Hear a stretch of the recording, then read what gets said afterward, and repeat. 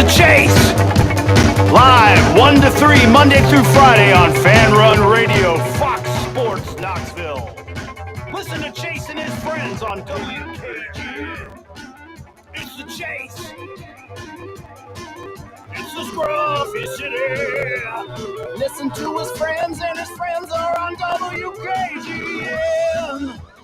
I'm always taking your calls on the Tennessee Vols. It's The Chase. It's The Chase. It's The Chase. All right, Knoxville. The Chase is on here on Fan Run Sports Radio and Fox Sports Knoxville, 105.7 FM, 1340 AM, and always streaming for free on that Fan Run Radio app. My name is Chase Thomas, joined alongside William Pattison, back on a Monday, host of Overtime from 6 to 8 right here on Fan Run Radio. William, good afternoon, my friend. How are you? Doing well, Chase. How are you? Doing pretty good. We got new lighting here in the studio here, so that's pretty great. I like the new look here, and maybe give me a better look, because I was called a grandpa in the old lighting a week ago by a listener of this very show. Wow, it was tough. A grandpa. Yeah, I looked kind of old. You look at it and you're just, because I'm a bald man. Sure. And the glasses and everything else. I think I'm sometimes I guess at this point in my life here in my mid-30s, the wrong lighting really, really not good for me. Look, lighting is key, regardless of if you're bald or not. I mean, good lighting can depict whether someone looks like they're a shadow, looks like they're, we were out on the boat yesterday, right? And my dad wanted to take a picture, and I was like, okay, that's fine. And the person taking the picture was taking it, and I was like, hold on.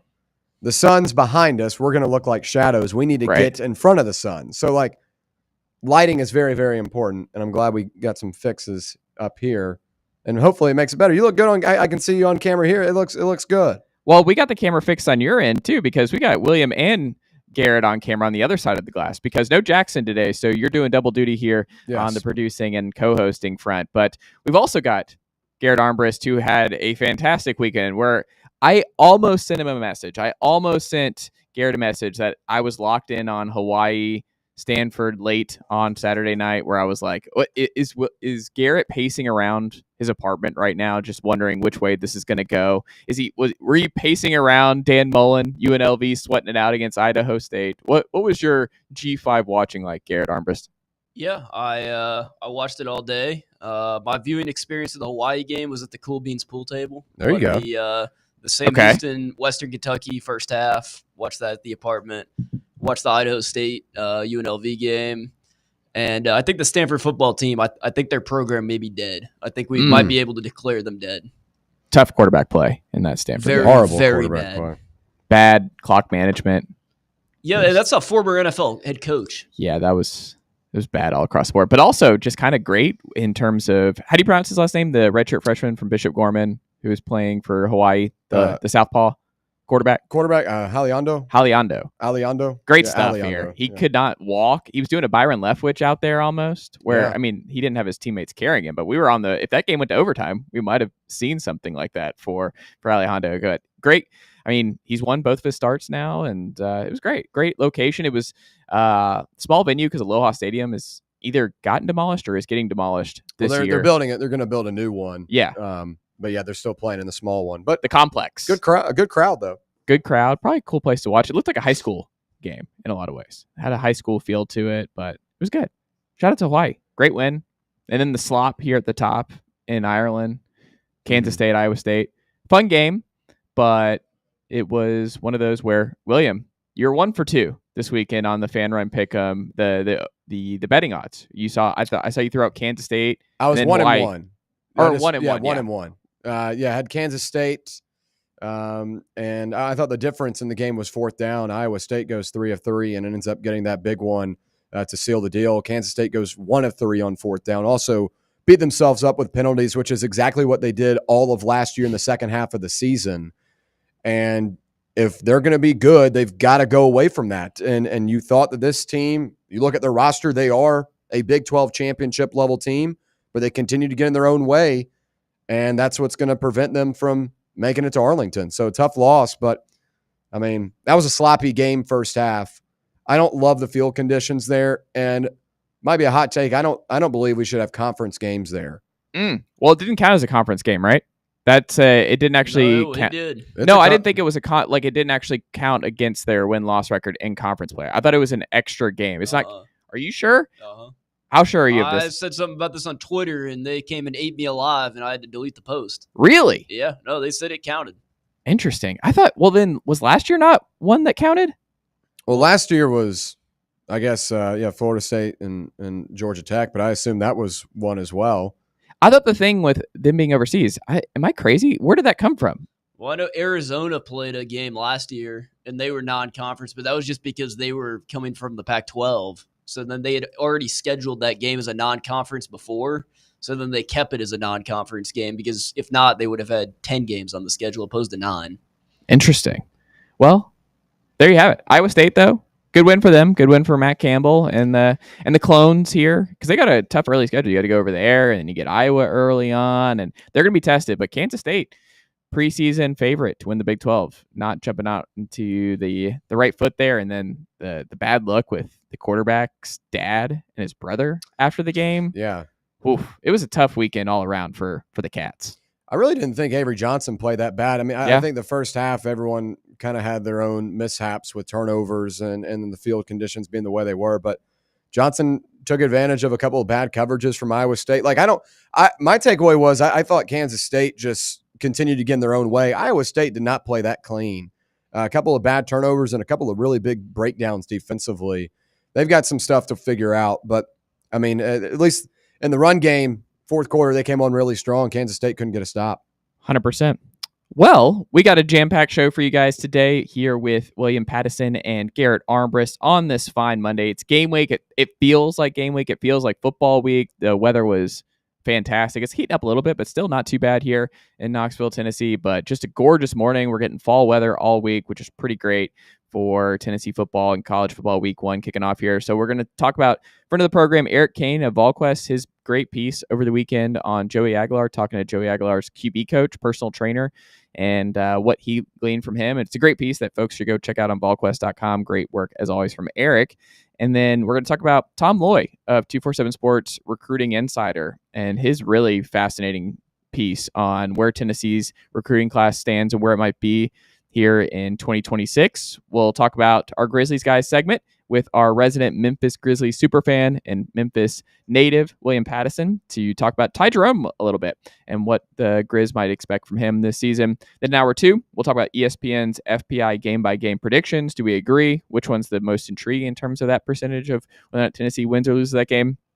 We'll talk about our official regular season predictions. I wrote my piece over there at sportsrenaissanceman.com this weekend where I did my official season prediction in the win-loss total, and wrote a little bit more about Mike Matthews as well over there on the blog. So you can check that out over there at sportsrenaissanceman.com. But we will wrap up with the news and notes from Heupel's press conference today, where he spoke to the media game week and had some interesting nuggets that I think we're going to have a good time talking about here in hour number 2 as well. So jam-packed show for you guys today. Thank you for sticking with us right here on The Chase, 1 to 3, Monday through Friday, with William Pattison of Overtime on Mondays each week during this Tennessee football season. So this piece by Eric Kane over there at VolQuest was, I thought, fantastic. And the thing that I took away that was most interesting to me is the gunslinger part of it. And when his quarterback coach talked about him in that way, I thought it was pretty fascinating. And Danny Hernandez, who is part of Los Angeles Dimes, he had a lot of interesting quotes in here. He talked about how he was when he first saw him throwing in shorts, my mind was blown that he didn't have a bunch of schools all over him. He was really just an under the radar guy at the JUCO level. So I just think when you dive into what he was talking about, like another thing that was pretty interesting was he said, quote, I think he was a little bit of a late bloomer physically. That was one thing as to why he had to start off at the JUCO level and then G5 and get to where he is now at the Power 2. But it's super interesting in terms of if he does live up to that gunslinger part of it. Like, we all know that he led FBS in interceptions last season.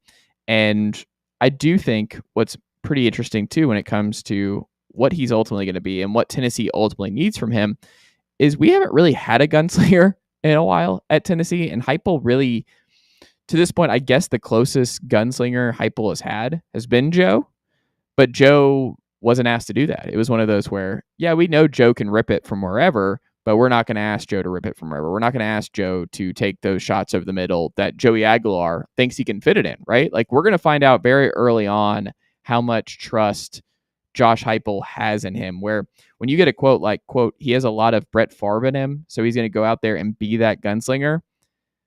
I have no idea how that's going to work in Heupel's scheme, because Heupel wants you to take the easy things. Part of it is like taking what the defense gives you, being patient to take those couple deep shots a game where it's kind of we think about the deep shots of Hendon Hooker in 2022, but it was still a lot of little things. Hendon Hooker was extremely efficient. Hendon Hooker was extremely accurate with the football. He knew when to take off, when to not no turnovers, that sort of thing. Like, we don't know if Joey Aguilar is going to have that easy transition, right, William? Like, one of the things that it's great to hear gunslinger right now, and I think it's really fascinating. It makes me just even more psyched up for this game on Saturday against Syracuse, because I don't know what that looks like in this Heupel scheme. Is he going to be allowed to freelance that much? Because that's what it says to me, is he's going to freelance, because that is not part of the Heupel scheme DNA. It is quick one reads, make your move, or take off, throw it away, whatever. We are operating on tempo. We're operating on chemistry. The timing needs to be excellent. But if he's got that gunslinger part of it, when things break down, is he going to make plays when things aren't there? Is he going to help guys like Chris Brazzell or Mike Matthews if they don't give up on the play? He finds them down the field where it's like, oh, we haven't seen that. Like Nico, that was definitely not Nico's MO. That was obviously not Joe Milton's MO. Hendon Hooker, the one thing he was missing from his game was that gunslinger mentality, where against Georgia, it's like, all right, man, like stuff's not there. You got to take off. You got to make plays outside of structure. And that seems to be Aguilar's potential specialty. I just don't know if that's going to be the right mix. It just, to me, as a Tennessee alum and fan, I'm just excited to see how it plays out, because I don't really know. What about you? I wouldn't really anticipate it much on Saturday, at least. I think Syracuse will be a game where you just kind of let him get comfortable within the offense, and this is going to be his debut. He knows that. I don't think he's going to try and do too much. And it's not that he's per se scared, but I think he is going to be weary of, this is my first game as a starter. Let's not try and do too much. Let's not try and overcomplicate things. And I think Heupel has done a good job this offseason having him prepared for this moment, and likes to keep on schedule, likes to have things structured. But, you know, I look at this as an opportunity for Aguilar to get comfortable, get in rhythm. And if he needs to extend plays to win the game and roll out of the pocket, then I think you'll kind of see Heupel take off the training wheels there. But again, I don't see this being a back and forth game per se. I think Tennessee wins by a couple of touchdowns, and doesn't necessarily mean it's going to be high scoring. I'd say somewhere around 30-10, something like that. But I think you'll see a lot of stuff that just keeps Aguilar on schedule, on pace. Not too many deep shots down the field and double coverage and stuff like that. I think you'd love to see it, and you'll get a couple of opportunities. But I wouldn't anticipate necessarily the Joey Aguilar show in game one. I think in order to beat an Alabama or beat a Georgia or an Oklahoma, you might have to see stuff like that. But I would not anticipate it, at least in game one. Do you tend to agree, Garrett? Yeah, I mean, like you said, I mean, you're not gonna have to score 40 points to win this game, or at least you hope. I hope not. Yeah, I mean, this is get comfortable with your reads, find targets that you like, don't make ill-advised plays over the middle of the field, throw the ball away if your play's not there, get out of bounds, like. Just do the simple things that a fifth-year quarterback is supposed to be able to do. That's played JUCO and at App State, now here at Tennessee. Like, he knows how to play football. He's done it for the past 4 seasons in college. Like, I have full confidence that he can do it. Obviously, it's a little bit different at the FBS level and playing an ACC team on your first game. But, yeah, I mean, just go out there, game one, get your feet below you, and maybe you can mix it up a little bit against ETSU and try some new things. But you just got to get out of Atlanta with a W. I love it. When we continue on, we'll talk about Tennessee's recruiting class here in 2026. Tom Loy, insider for 247 Sports. Interesting piece highlighting where Tennessee might be headed in this 26 class. Stick with us. It's The Chase right here on Fan Run Radio, Fox Sports Knoxville, 105.7 FM, 1340 AM, and always streaming for free on that Fan Run Radio app. For the fans, by the fans, this is Fan Run Radio, Knoxville. Hello, is Tina there? Who's this? Yeah, this is Vince from the hit reality show Wives Don't Tell. Tina applied for our show to confess that her husband won't go to the doctor to get his erectile dysfunction checked. She said she's ready for a guy that can bring the heat. All right, what the is going on? You know you're talking to her husband right now? Tina! Well, she wrote the application that her man's performance is questionable. She's basically married to a coffee table. She also said, we live within driving distance to Men's Pro Knoxville, but he's too scared to get a blood test. Oh my, she is done. She is so done. Gotcha, Mike. It's Nephew Tommy. Ain't no reality show. It's a prank. Men's Pro Knoxville is the real deal, fellas. Local experts, test results in minutes. Call 865-544-8220 or hit menspro-knoxville.com before your lady books a new co-star. Men's Pro Knoxville, making it happen. Got a flat tire? Strange noise under the hood? Don't stress. Roll into Matlock Tire and Auto Service. From oil changes and brake repairs to brand new tires, Matlock's certified techs do it all. Fast, friendly, and fair priced, Matlock is the home of the price match guarantee. Bring in any competitor's ad and Matlock will match the exact same tire for the exact same price. Matlock Tire and Auto Service. 5 locations in East Tennessee. Visit MatlockTireService.com to find the location nearest you and schedule your appointment. Yee-haw! I've been hooting and hollering ever since I started betting with the VIP Play app. VIP Play has more than 200 leagues, every bet type you can imagine. Live betting and live hosts, all with 24/7 support from real live people when you need them.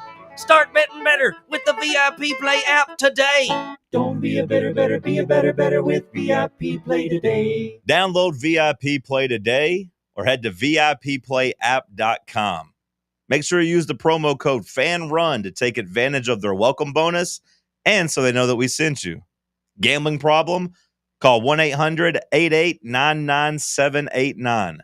Must be 21 or older and located in Tennessee to bet. Are you looking for a treat that will knock it out of the park at the next watch party? Just like your favorite baseball team, Crumble brings the best lineup week to week with an expanded roster that includes key lime pie, strawberry cake, or my personal favorite, Monster featuring M&M candies.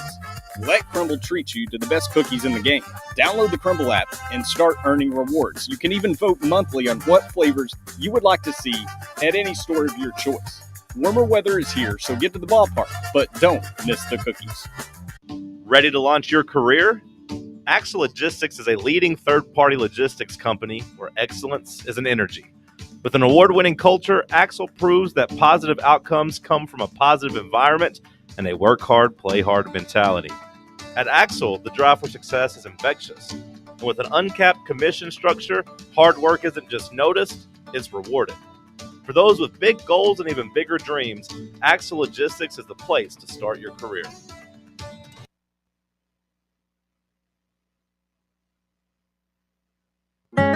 Believe in family. Believe in your fellow man. Believe in honesty and an honest day's work. We do. We're Farm Bureau Insurance. And we don't just believe in Tennessee. We believe in Tennesseans. Farm Bureau Insurance. Tennessee's insurance company. This is Baseball VFL Cody Brown. Farm Bureau Insurance is the official insurance for Tennesseans. Believe in me for all of your insurance needs. Give me a call at 865-992-3871.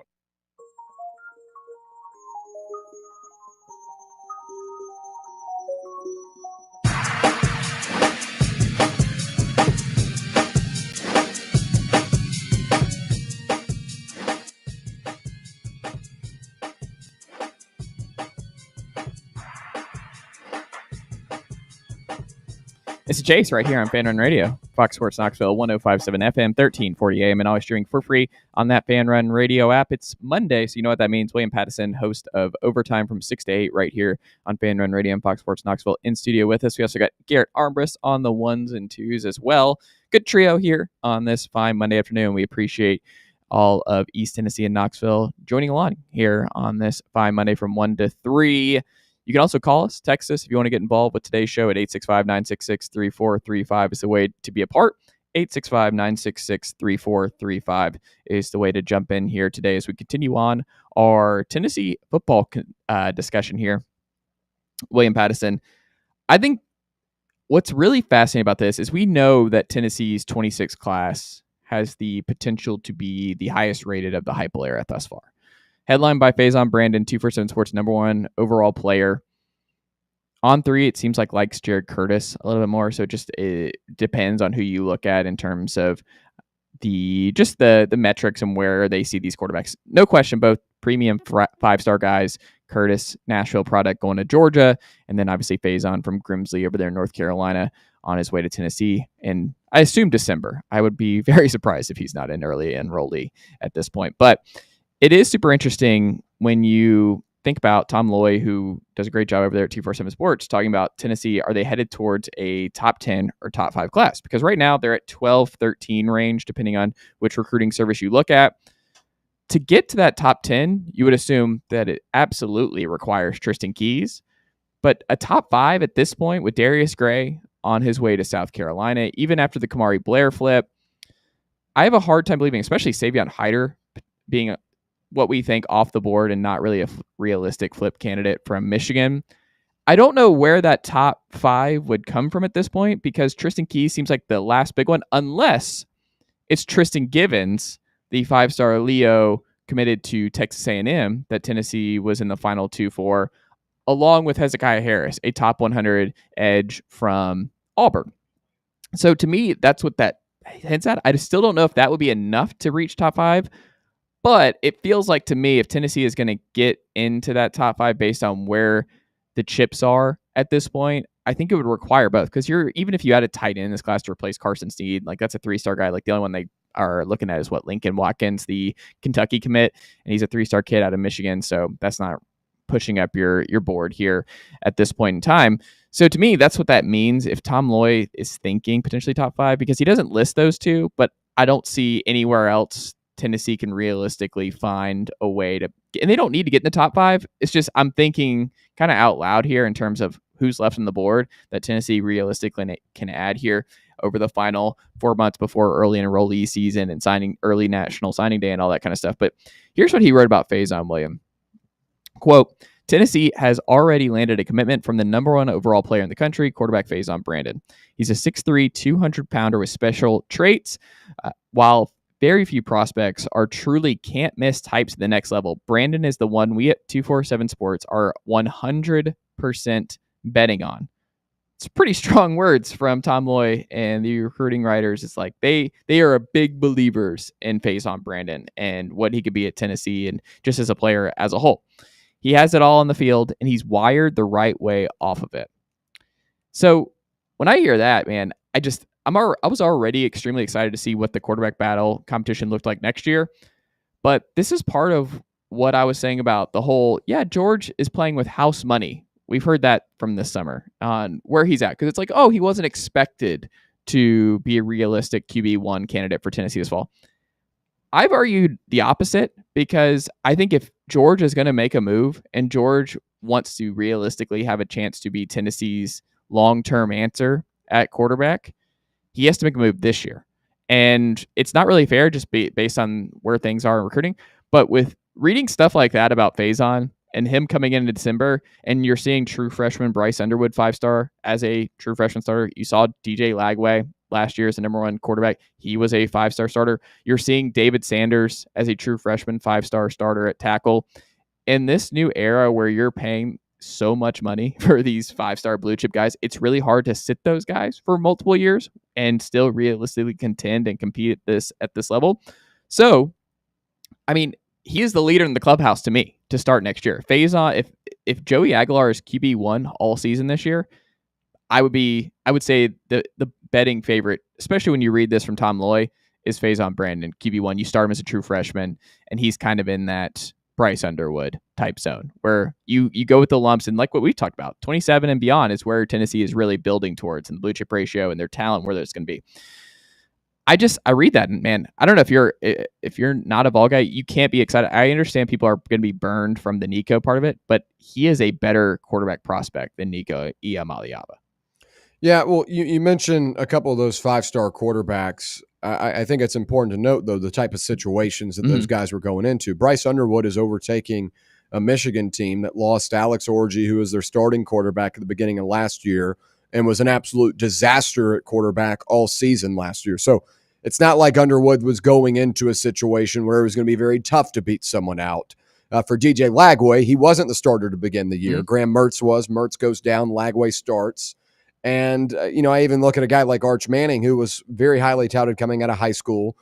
He's not getting his opportunity to fully start a game until this year. Now, he played a couple last year due to injury to Quinn Ewers. But I do think that the situation for Tennessee this upcoming year is comparable to like a Michigan, where there isn't a guy that you're head over heels certain is going to be your starter. And Michigan had a competition this offseason. They announced it yesterday that Underwood would be the starter. It was the news that everyone expected. But for Brandon, I think that he's going to have an opportunity to win that job. And if McIntyre is able to showcase what he can do this season, maybe he's quarterback too. As Heupel said today, we'll figure out on Saturday who the quarterback, or really what the depth chart will look like, period, but specifically the quarterback room. I imagine it'll be George McIntyre or Jake Merklinger, so we won't have a firm guess on that one. But, I mean, if Joey were to go down, it'd be interesting to see who that first guy off the bench would be. And regardless of if it's Merklinger or McIntyre, those are both guys that Brandon's going to have to go up against next year.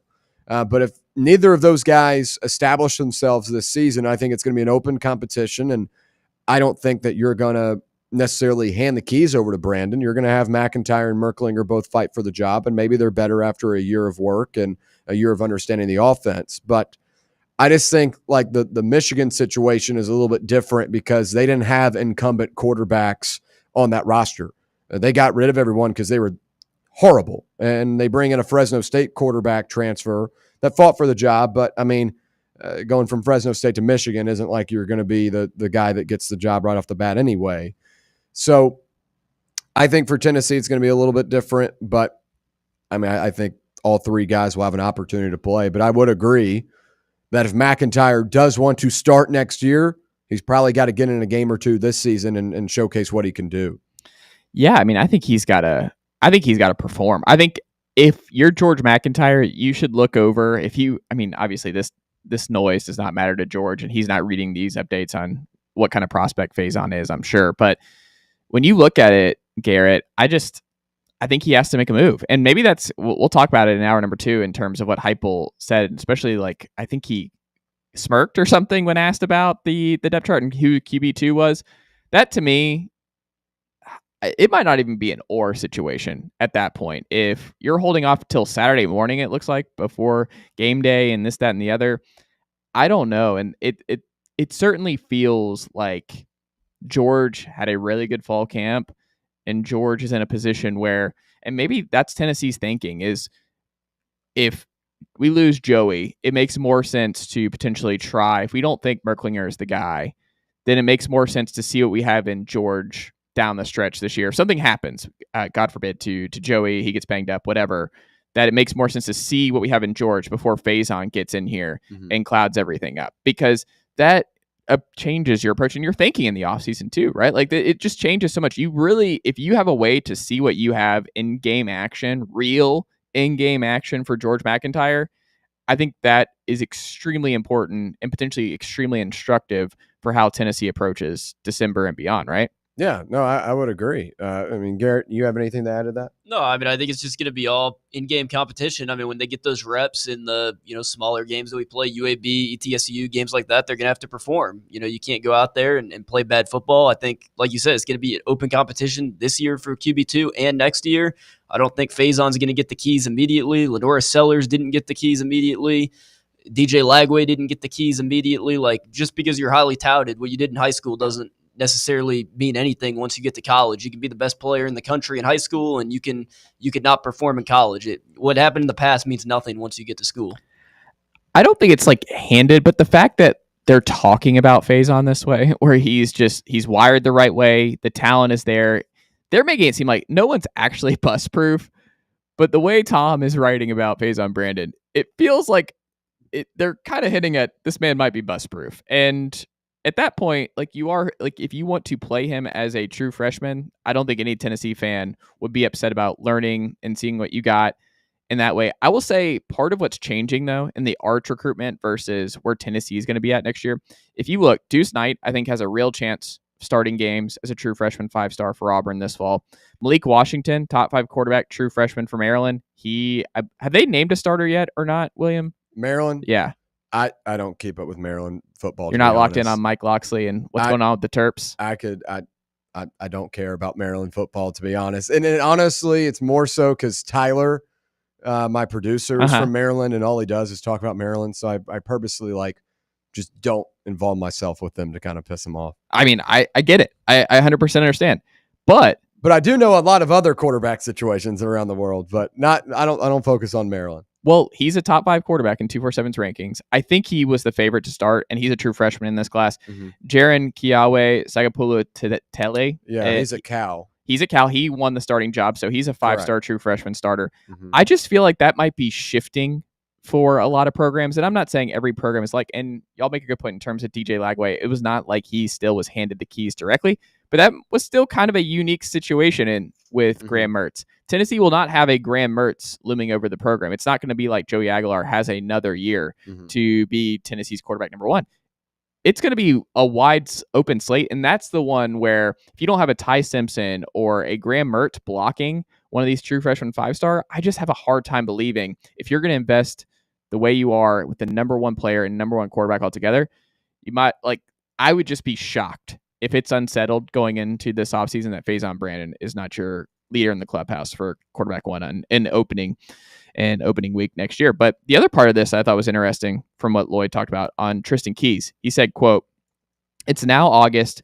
Keys remains committed to LSU. However, I remain firm in my feeling that Tennessee has a very real shot at landing him. The Volunteers have done a great job of connecting with him since day one, and he has some incredible bonds within that building in Knoxville. Just one man's opinion, but if Tennessee eventually adds a third 5-star recruit to the class, I won't be shocked." That is super interesting. We've heard that forever. It seemed like he talked about putting in a crystal ball for Tristan Keys to Tennessee in the fall of last year, and then it was kind of a big surprise, obviously, that Tristan spurned Tennessee for LSU when he committed a few months back. It's been looming for months that Tristan Keys might flip to Tennessee. You already have the stuff with Adidas this summer, where Tennessee obviously going to Adidas next year, Tristan Keys being an Adidas athlete. But the other 2 big flip targets for Tennessee are also Adidas schools in Texas A&M and Miami. So it's hard to say if they really do flip, how much that will be a sway in that part of it. We've heard he's close to Faison Brandon, who we just talked about here. But that's huge. I think Tennessee, because you don't hit on Savion Hyder, excuse me. I do think that is super fascinating because a plug and play guy, I think it's a big year. We talk about pressure on certain guys. There's a whole heck of a lot of pressure on Mike Matthews this year. Yeah. Because if Mike doesn't burst onto the scene and you flip Tristan Keys and you have Sleacy Moa coming in and you have year 2 Travis Smith, year 2 Radarius Jackson, that room is very young, very talented, and it's going to be extremely hard to keep all those guys happy. And are you really going to acquiesce to a guy who almost went in the portal this past cycle if it's still kind of iffy as to whether or not he's going to be that breakout 5-star outside guy? I think Mike has to prove it this year. It's a lot of pressure on him as a redshirt freshman. We'll talk more about Mike in hour number 2, but I think it's one that I think fans might be overlooking, where there's a sneaky amount of pressure on Mike Matthews, especially if you end up flipping Tristan Keys this fall, because that's a whole heck of a lot of talent coming in, more top 100 guys to compete with him. And if Mike doesn't show that he can be that number 1 guy and be a big time outside threat for Tennessee, you're like, all right, man, well, we tried after 2 years. Year 2 is generally speaking when receivers break out in this system. It's a make or break year potentially for both him and maybe Braylon Staley too. But I just think you're so thin at slot that I think Braylon Staley might have a little bit more of a cushion than Mike. Do you agree? Well, in terms of Tristan Keys, I still believe it's a matter of when, not if, of when he flips. I mean, I've gotten text over the last 2 weeks that we could, be getting news as soon as yesterday. We could have gotten news as soon as last week. Now, he, from my understanding, kind of keeps on telling the coaches one thing, isn't not following through with it. But I mean, I do believe he ends up being a Tennessee Volunteer. When you look at the terms of the Adidas deal, you kind of dive into it and you see that Adidas is committed to helping out with NIL, and that Tristan Keys is one of the main focal points of this upcoming Adidas class. And it makes too much sense for him to not be a Tennessee Volunteer. I mean, this is a guy that is one of the most highly touted wide receivers in the country. Tennessee needs wide receivers badly. And Tennessee just signed with Adidas next season when he will be playing college football. Tennessee will be wearing the 3 stripes. He's a 3 stripes athlete. It just makes too much sense. So I believe Tristan Keys will be a Tennessee Volunteer. I've said that over the last couple of weeks. I still stay firm on that. And then in terms of Mike Matthews and Braylon Staley, I think it's a big year for both of them. But I think you're so thin at receiver, unless you go out in the portal next offseason and load back up, I don't necessarily think that their jobs are on the line. Now, in terms of their role on the team, I could definitely see that, where Matthews might be a wide receiver 3 next year alongside a possible transfer portal wide receiver and a Tristan Keys. And, Salisi Moa still in this conversation as well as a guy that I think can make some big-time plays. But I think it's the same for Matthews as it is for McIntyre and Merklinger. You're here. You're ahead of the curve. You have the opportunity to establish yourself this season. Now, I know for Matthews, he's a starter. McIntyre, Merklinger, backups. But this is your opportunity to establish yourself before the other guys come in.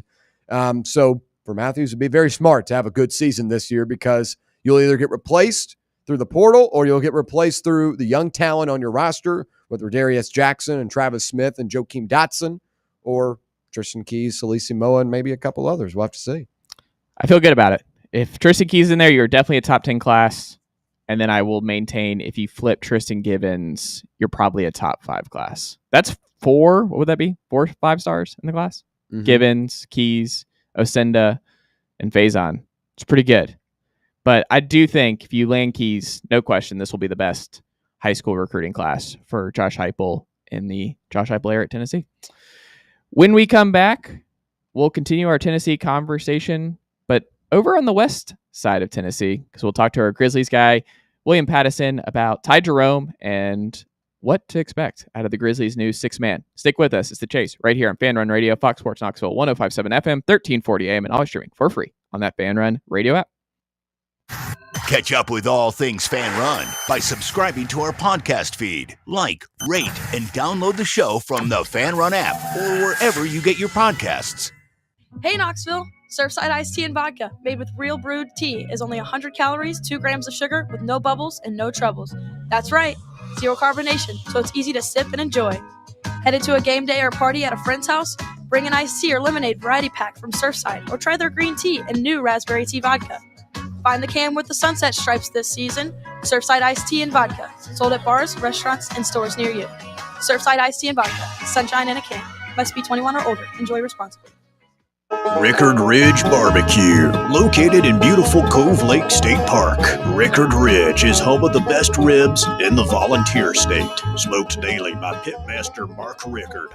The barbecue at Rickard Ridge is mouth-watering, fall-off-the-bone delicious. Take the scenic drive up I-75 to exit 134. For directions and to look at the rest of the menu, visit Rickard Ridge online at rickardridgebbq.com. Airlines have just reduced their prices even more. Book 30 days in advance and save big. Want the absolute lowest prices on your airline tickets? Then call the Low Cost Airlines Travel Hotline right now. For prices so low, we can't publish them anywhere. The only way to access our low rates and save up to 70% is to call. Save hundreds on your vacation tickets by calling right now. You can fly anywhere in the world and pay discount prices on your your airline tickets. Book a flight today to London, Paris, Madrid, or anywhere else you want to go. And pay a lot less guaranteed. Call the International Travel Department right now at Low Cost Airlines. 800-631-1754. 800-631-1754. 800-631-1754. That's 800-631-1754. A brand built in Tennessee and born from the love of the game, Inward Half revolutionizes golfing comfort. Crafted by a former pro and dedicated enthusiast just like you, our luxury performance wear guarantees you stay cool and comfortable through every swing and every day. We're not just a brand. We've set out to create a lifestyle for those who understand that impeccable style and premium performance are a hole-in-one. Enjoy the walk-in with Inward Half. Citizens National Bank. Life is more fun with a Good Life checking account, offering extra benefits including bank travel. Join us for a trip to Mackinac Island for a stay at the beautiful Grand Hotel. Travel with us to southern Utah to witness the enormous, colorful, and unusual rock formations. Or join us on one of our many day trips. We're always on the go. Citizens National Bank. Banking never felt so good. Member FDIC. Hey Knoxville! Surfside iced tea and vodka, made with real brewed tea, is only 100 calories, 2 grams of sugar, with no bubbles and no troubles. That's right, zero carbonation, so it's easy to sip and enjoy. Headed to a game day or party at a friend's house? Bring an iced tea or lemonade variety pack from Surfside, or try their green tea and new raspberry tea vodka. Find the can with the sunset stripes this season. Surfside iced tea and vodka, sold at bars, restaurants, and stores near you. Surfside iced tea and vodka, sunshine in a can. Must be 21 or older. Enjoy responsibly. When it's past high noon, it's time for a vodka soda made with a vodka you've actually heard of. I'm talking White Claw vodka soda made with White Claw premium vodka. JB Smooth only drinks vodka soda made with the world's smoothest vodka. And you can too. Pick you up a bottle of the triple wave filtered vodka that's been distilled 5 times. White Claw premium vodka comes in 4 flavors: black cherry, mango, pineapple, and just vodka. You haven't had vodka like this. No one has. White Claw premium vodka. Please drink responsibly.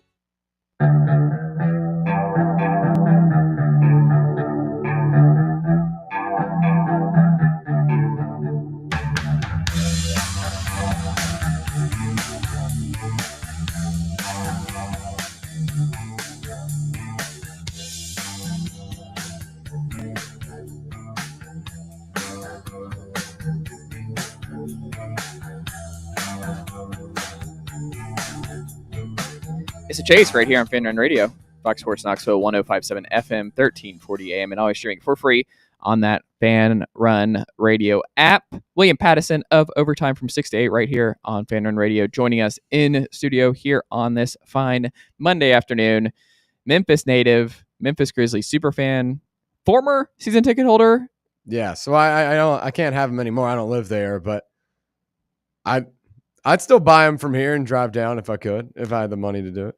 You know what I wish they would have, because part of what was cool, I mean, about the Atlanta side of things in terms of the Atlanta Gladiators, who are now the minor league affiliate for the National Predators. They have the like that was great, where you have that where you kind of want to with the Knoxville Smokies. If you're a Cubs fan here, you get to see the next generation.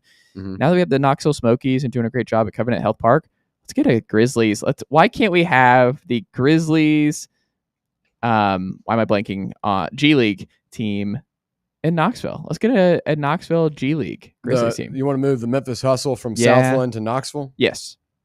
Put them there, or Nashville. I think you should spread it out. I think you have more to gain by spreading it out. I mean, Atlanta has the College Park Skyhawks, which does pretty well from what I've heard, but I don't know. You kind of want to spread it out in the state, right? To potentially get some more fans. I will say the issue with it is a lot of times these G League teams need to be really close to the team, because they'll sometimes send a guy down to practice with them. Yeah. And then they'll throw him on the plane to go travel somewhere, or like a GG Jackson will play one night in South Haven and then be at FedEx Forum the next night. So it just kind of depends. Well, we're going to talk some Grizzlies here, as we do every Monday with our Grizzlies guy, William Pattison. William, would you bet? Because Ty Jerome, he's not going to, the fan base is not going to be like, oh man, we got Ty Jerome. Really excited. But Ty Jerome was a really good player for the Cleveland Cavaliers. Been in the league for a while. Crafty veteran. Mm-hmm. A sneaky under-the-radar addition where post-Desmond Bane, where you're going to need more and more shooting, and you're kind of wondering where it's going to come from across the board in the backcourt for Memphis. Is he a dark horse, in your opinion, dark horse 6th man of the year candidate? Is this someone, as our betting guy too, that you're like, he's a good buy low candidate right now, depending on what kind of season Memphis has? Yeah, I don't think he's a terrible option. I mean, I think that there are a lot of good 6 men out there, but I think some of those teams that have had really good 6 men in past years have had a little bit of a roster shakeup. The Celtics, usually a candidate to have a great 6-man player like a Peyton Pritchard, but now they've had such a roster shakeup to where you might not have as much depth there and need some of those guys to play bigger minutes and maybe even start. I look at like teams like the Thunder that could have a 6-man candidate, stuff like that. But I think if the Grizzlies do end up having a solid season where they're a top 6 seed, I think you can get into the realm of maybe Ty Jerome being a 6-man of the year candidate. It all depends on how he plays. If he plays like the version of himself that was really good during the regular season last year for the Cavs, then I think he could definitely be in that conversation, as he was last year at times. But if he plays like he did in the series against the Indiana Pacers, then I don't even think he'll be your, 9th guy on the roster. I mean, it just depends. I mean, obviously that's a very strong statement there, but he was terrible against the Pacers in that playoff series. And I think he's just got to be more consistent with his 3-point shot and kind of go back to what he looked like during the regular season, to be fair. But in terms of value, not a bad pick. The Grizzlies are going to have to rely on him, and I think he's going to be a player that fits well in Memphis. Memphis chose him. He chose Memphis. I like that connection there. And I think he'll end up being a good piece for this Grizzlies team. Yeah, and like you said, he did not have a great postseason against the Pacers, but still, last year in the regular season, 70 games played. He played about 20 minutes a night, 44% from 3. He's 12.5 points a game, 2.5 boards, 3.5 assists. It was just solid. Like, he is someone where you don't want playing crunch time in key playoff games. Like, if you're the Grizzlies, you're trying to go far and make a deep run in a very crowded West. You probably don't want Ty Jerome on the floor in a lot of key games. But if you want to help ease the burden on Ja Morant and company throughout the course of the regular season, and you're not sure what you're going to get from G.G. Jackson, you're not sure what you're going to get from some of these backcourt guys, I think there is an opportunity for Ty Jerome to light it up on nights where teams may take the Grizzlies for granted, or the Grizzlies are a little bit more shorthanded, or they're being really careful at Ja. Ty Jerome has a lot of opportunity here, even more so than what we saw in Cleveland, where they just have multiple star backcourt guys. I don't know. He's 28, obviously a Virginia guy. I'm very curious what he ultimately ends up becoming, because we didn't see him really at all 2 years ago in Cleveland. And then for Golden State, he flashed a little bit that Golden State year in 22 and 23, where he shot 38% from 3, then played 18 minutes a game for that Warriors team. That's where he first kind of was like, oh, Ty Jerome might be a rotation NBA player. But could he be a better ball handling version, more versatile guy than what you had in Luke Kennard? I think that's possible. Oh, most definitely. I mean, I think Kennard was a really good shooter, but he was a little bit limited off the dribble. Obviously, defensively, he was very limited. And Jerome's not like a top-tier defender, but I think he's a little bit stronger there. And I think he's a better ball handler and a little bit of a better playmaker as well. I think marginal on that type of stuff, but I think defensively you're getting a little bit of a boost here, and I think that's the main thing. But again, I think Jerome's going to be a good fit on this team. It's not the flashiest move of them all, but he has established himself in the NBA. You talk about his time with the Warriors. It was kind of getting his feet wet, kind of understanding what the game was like, and then the Cavs give him a contract, and last year ends up being a fringe 6-man of the year candidate type player. Is he going to do that for the Grizzlies? Is he going to take that next step up and be a consistent 6-man option, a guy you've constantly got to worry about every night? We'll have to see, but I think it's at least worth the risk at the number you got for him, because in the middle of the season, it seemed like his contract was going to be a little bit more expensive than what he ended up getting from Memphis. And I think that's a plus. I think he'll be a plus, and I'm excited to see how he fits on this team. He's going to have to shoot the ball well, though. That's going to be a big part of his success. So he finished 3rd last year in 6 Man of the year voting. You talked about Peyton Pritchard. He ran away with it, 82 first place votes. He might have to start, like you said. Jason Tatum out for the year. We'll see if Anthony Simons is a league guard. Next, I mean, Jaylen Brown, we'll see what his health looks like out of the gate. Yeah. You trade Drew Holiday. I have a hard time believing the Celtics are going to have the sixth man of the year. I think you make a great point there. Malik Beasley finished second. We're not sure if Malik Beasley is playing professional basketball next season. Well, he should. In my opinion, he should. I think the NBA owes him a lot of money, by the way. But he's still unsigned as of right now. Yes, so we don't know. Correct. And then DeAndre Hunter, who, don't get me started on the Atlanta Hawks, DeAndre Hunter era. He finished fourth, but again, hard time believing that's going to happen. Nickeil Alexander-Walker, sixth. He might start some games for Atlanta. I think that one is just, Atlanta is very strong in their top 9 that I think he might end up starting too many games, is my suspicion for Nickeil Alexander-Walker to be there. Russell Westbrook, obviously not going to factor in there. Alex Caruso, maybe, but again, there's going to be some fatigue there on the Oklahoma City front. I think he's got a great shot. Like Ty Jerome, he actually had more win shares than Naz Reid and Nickeil Alexander-Walker and Malik Beasley last year at 5.9. You look at the shooting like we talked about. If you look around this list and who might be in it, Ty Jerome, I think his role is going to be pretty nice in Memphis. He's a great sneaky sixth man of the year, and I feel like someone fans are going to really appreciate in Grizzlies country. Yeah, I mean, Memphis, the only thing I worry about is Memphis kind of has a little bit of a track record of signing a free agent that is coming off a really strong season, played really well, seems like it's going to be a seamless fit, and then just disappoints. So we're like, I mean, obviously Chandler Parsons is probably the most notable of those, and Parsons completely bent over the Grizzlies and how he did that by, knowing about his injury but not saying anything and then signing the contract. And then, obviously he had the type of career he had from then on out. But there have been a couple of guys the Grizzlies have signed and just haven't done much. And that's what I am worried about, to where it's like, is this a thing like where the Cavs purposely moved on for a reason and weren't willing to pay him the type of money the Grizzlies gave him for a reason? Yeah.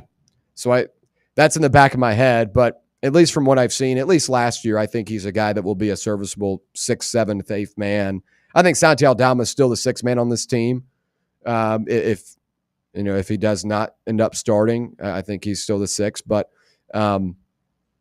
at that 7 spot, Ty Jerome, I think, would fit right in. So definitely an opportunity to win the 6th man of the year. Definitely an opportunity to add some much needed shooting to this team in the absence of Desmond Bane. I think a lot of that's going to come off of Kentavious Caldwell-Pope too, and how successful he is.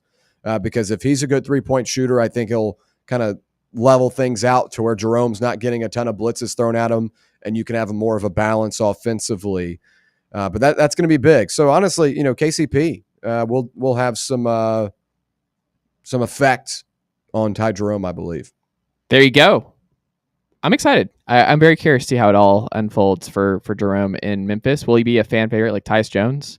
Just nice and sturdy, just a good third ball handler, third guard, where fans just all naturally like, and it's just like he's perpetually underrated for the rest of his career.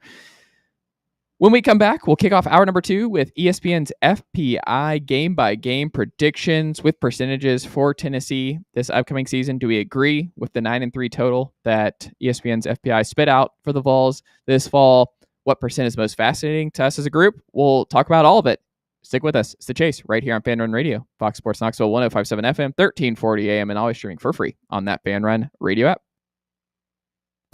Follow us on Twitter or X or whatever they're calling it these days at Fox Sports Knox. Fox Sports Knoxville. Fan Run Radio. Located in Knoxville's historic Old City, Barley's offers great food, live music, the best draft beer selection in town, and now your new favorite place to watch sports. Their indoor projector is perfect for any weather, and they've revamped their upstairs area with more TVs to take in all of the action. Their menu features hand-battered chicken tenders, juicy burgers, fresh salads, and the tastiest pizza in Knoxville. You can enjoy their happy hour drink specials daily from open until 6 p.m. Barley's Tap Room and Pizzeria. Let's take a moment to breathe. Deep inhale.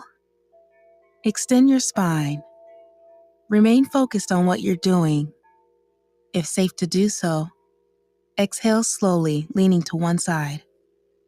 Inhale back to center. If safe to do so, exhale slowly to the opposite side. Find mental health resources at loveyourmindtoday.org. This message is brought to you by the Huntsman Mental Health Institute and the Ad Council. Blackford Veterinary Surgery Referral specializes in surgeries not regularly performed by your pet's general veterinarian. They're currently accepting referrals from vets all across the country. With their newly renovated state-of-the-art surgery center and highly trained staff, clients can rely on professional and thorough care. If your vet says that your pet needs surgery or rehab, ask for a referral to Blackford Vet and let them get your best friend back on its feet. Located conveniently in West Knoxville. For more information, visit blackfordvetsurgery.com.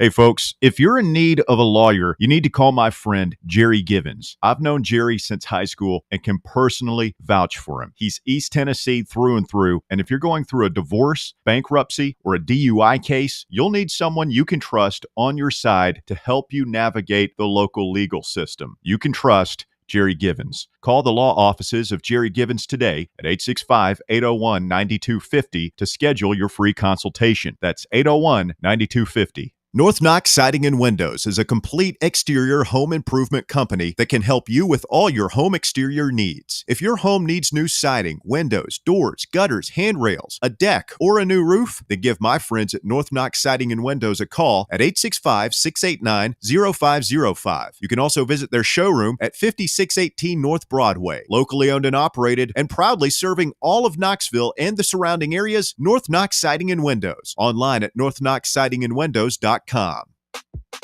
eBay Motors is here for the ride. Go ahead, feel your engine. Admire that perfectly installed exhaust. Your vehicle's moving along this freeway like it was made from fresh installs and a whole lot of love. With eBay Motors, you get over 122 million parts to keep it running. And with eBay Guaranteed Fit, they'll be the perfect fit every time. Plus, at these prices, well, we're burning rubber, not cash. Keep your ride or die alive at ebaymotors.com. Eligible items only. Exclusions apply. Are you tired of spending hours on laundry and ironing? Let Crown Cleaners handle your dry cleaning so you can handle your business. Our expert team can take care of your clothes, removing stains and wrinkles like they were never there. Whether it's your best suit or everyday attire, we handle it all at Crown Cleaners. Say goodbye to laundry stress and hello to extra free time. Crown Cleaners, Big Orange Country's imperial dry cleaning service since the 1960s. Online at crowncleaners.com. Are you ready to show off that confident, radiant smile you've always dreamed of? WKGN Knoxville and W289CU Knoxville. Fan Run Radio. Are you ready to show off that confident, radiant smile you've always dreamed of? Well, here at Knoxville Smiles, we're ready to turn your dream into a reality. At Knoxville Smiles, we're more than just a dental practice. We're your partners in achieving optimum oral health. From routine cleanings and checkups to advanced cosmetics and restorative procedures, we offer a wide range of services in an environment that makes every visit a positive and comfortable experience. At Knoxville Smiles, it's about more than just treatments. We're focused on creating a welcoming environment where you feel like family. Our state-of-the-art facilities are designed with your comfort in mind, and our friendly staff is always ready to address your questions and concerns. Don't wait any longer to achieve a beautiful smile you deserve. Schedule your appointment at Knoxville Smiles today and take that first step towards a healthier, happier you. Call us at 865-539-1776 to book your appointment today, or just visit our website at knoxvillesmiles.com.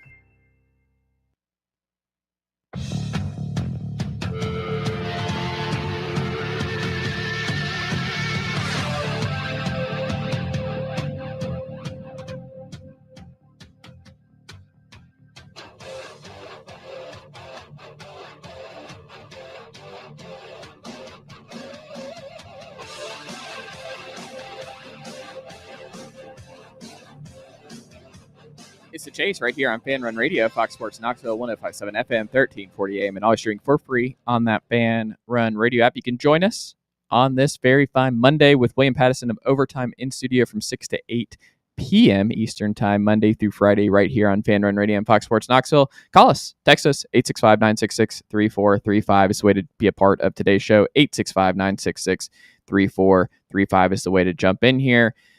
Fellas, ESPN, their FPI game-by-game predictions are out, and they have Tennessee going 9-3 in 2025.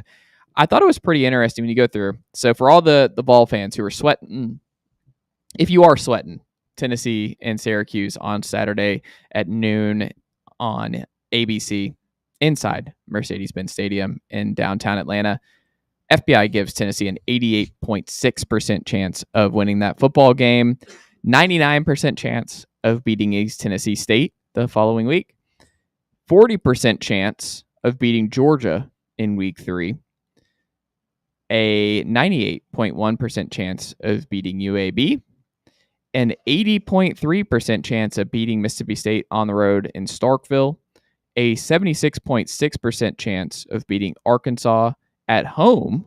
Interestingly enough, better chance of beating Arkansas per the model versus winning on the road at Mississippi State. Alabama, 31.6% chance of winning on the road in Tuscaloosa.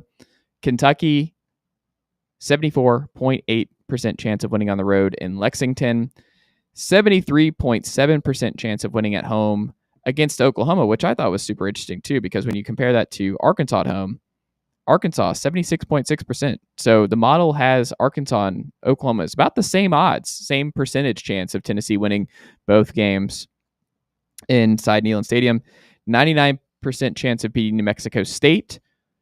48.5% chance of winning in Gainesville against the Florida Gators, and then an 85.2% chance of beating the in-state rival Vanderbilt Commodores inside Neyland Stadium to wrap up this season. When you hear all of that, William Pattison, what is your first reaction? Expected. I mean, I think Tennessee has a ceiling of 9-3 and a floor of 8-4. I think the one game that changes things up is Oklahoma. Tennessee's going to win the games they're supposed to. They're going to lose the ones they're not. I don't think Tennessee's a better team than Georgia. I don't think Tennessee's a better team than Alabama, nor do I think they're a better team than Florida. I think Oklahoma depends on what version you get at that point in the season.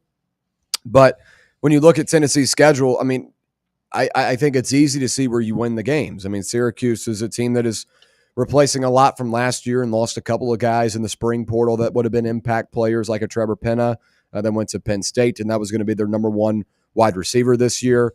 I like Steve Angeli, but, I mean, let's be real here. He was good for one drive in that Cotton Bowl because Riley Leonard was a run-first quarterback, and Angeli is more of a pocket passer, and that's a totally different scheme that Penn State was not prepared for.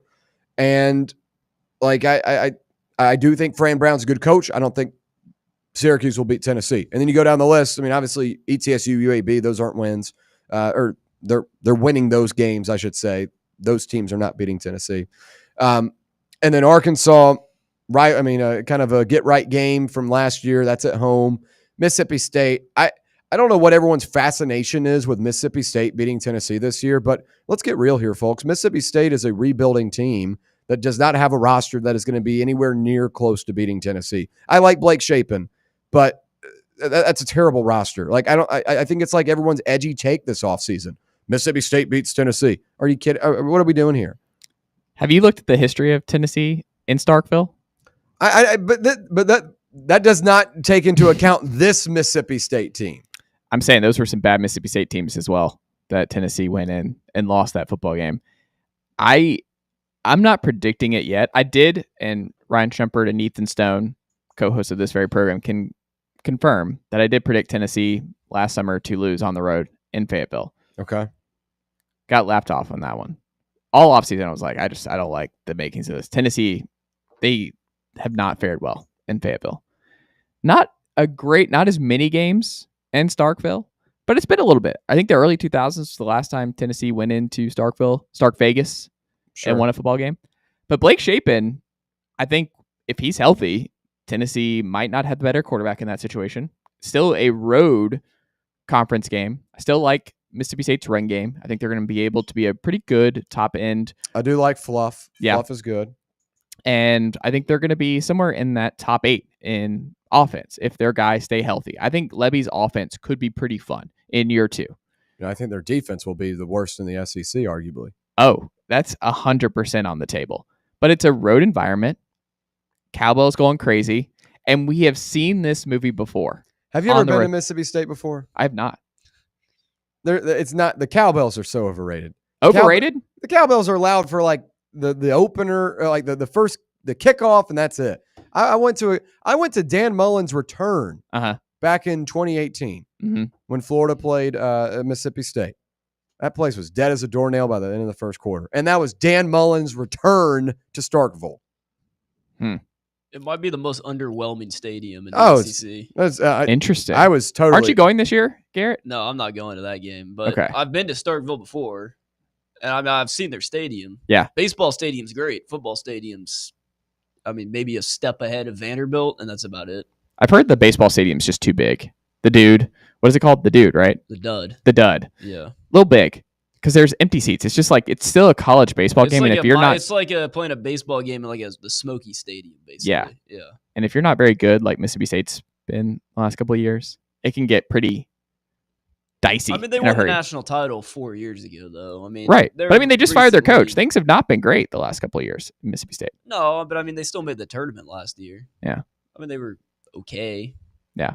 It's just when you go, you don't want to get too big. And thankfully, it looks like LNS is not going to get a little bit too big where we have empty seats. The main problem with LNS is you got to fill the expensive seats when people have not claimed them by like the third inning. That's our big gripe. It's like, hey, if you have those seats right there behind home plate and we're on TV, someone else needs to be in those seats. I don't know if we need to call Kramer as a seat filler, but those have to be filled. Like we should let season ticket holders or fans coming in and be like, hey, you want to move down? You want to, because this fan is not here by the third inning or whatever it is. Hey, you had your chance and you can sit in their seats if you're a later arrival. Like, hey, sorry, we flipped. Yeah. We got here on time. Kind of like The Departed, where it's like, I'm the guy who does his job. You must be the other guy. Mm-hmm. Iconic scene with Mark Wahlberg and company. Yeah. But as we continue on here, Garrett, when you see 9-3 and you think Williams not in on the Mississippi State potential roadblock early on in the year, and he sees 8-4 as the floor and 9-3 ceiling, it works. It's why the 8.5 number for Tennessee on FanDuel and everywhere else is so interesting, because it's a perfect number. It's a perfect win-loss projection in all the different betting apps. 8.5 is perfect in terms of trying to figure out which way to go, the over or the under, because I struggled with it all summer in terms of where I was going to go. I never saw 10-2. There is like this anti-even year situation for Tennessee, kind of like the San Francisco Giants, who won titles in 2010, 2012, and 2014, where they had that even year magic. Tennessee has kind of had that in the Heupel era, where 22 and 24, you win double-digit games both cycles, and then in 21 and 23, it's just been kind of a retool, rebuilding kind of year. And 25, it just feels like the floor is so much higher. And this is part of, I'll save that for when we dive into my official prediction right here on the chase. But I do think if you're a Vol fan, you have to feel good in terms of Heupel has done a great job, Garrett, of winning the games he is supposed to. And Tennessee is going to be favored, I think, barring some crazy unforeseen circumstances, they are going to be favored in 9 games this year. And if they are favored in 9 games, I like Tennessee's odds of going 9-3, but it still makes me feel like even if they get upset once, if it's Mississippi State or Arkansas at home or Oklahoma at home, whatever it is, as long as it's not Vanderbilt. Can't have Vanderbilt as the trip up late to get to 8-4. But if it's something like that, I think you still feel pretty good about this year as a whole. Yeah. I hope Brett's listening, because Brett was just we gotta this whole week is just getting Brett right. But what do you think, Garrett? If you would have told me, 7-8 years ago that a bad season for Tennessee would be 8-4, I would have said, yeah, well, it looks like the program's in a much better spot. I would agree. 9-3, 8-4. That's kind of where I sit on it. You have the games that you're going to lose. Probably not beating Georgia. You're probably not beating Alabama, and you're probably not beating Florida. You haven't beat them in the swamp since 2003. If DJ Lagway is healthy, I think that's going to be an extremely difficult game to win. I think their roster is very, very good this season. And then, you have the home games that you're going to win. You're going to beat Vanderbilt, you would assume. You're going to beat Arkansas, you would assume. The Oklahoma game, I think you win that one just because Heupel's lost, 1 game in Neyland in the past 3 seasons. I think the home game, there is big, and then you just don't really have any road trap games. Like the Mississippi States and Kentucky games, like you should win those. Like you're just better than those teams. I think Arkansas was much more talented last season than, say, a Kentucky is or a Mississippi State is this year. Kentucky will probably have the worst offense in the SEC, and Mississippi State will probably have the worst defense in the SEC. So I just don't really see many trap games on the schedule. It's just kind of you win the games you're supposed to, and you're going to lose the games you're supposed to as well. I'd be a lot more worried about Arkansas at home if there wasn't a bye in between, where you could have a letdown spot with Bama looming right after.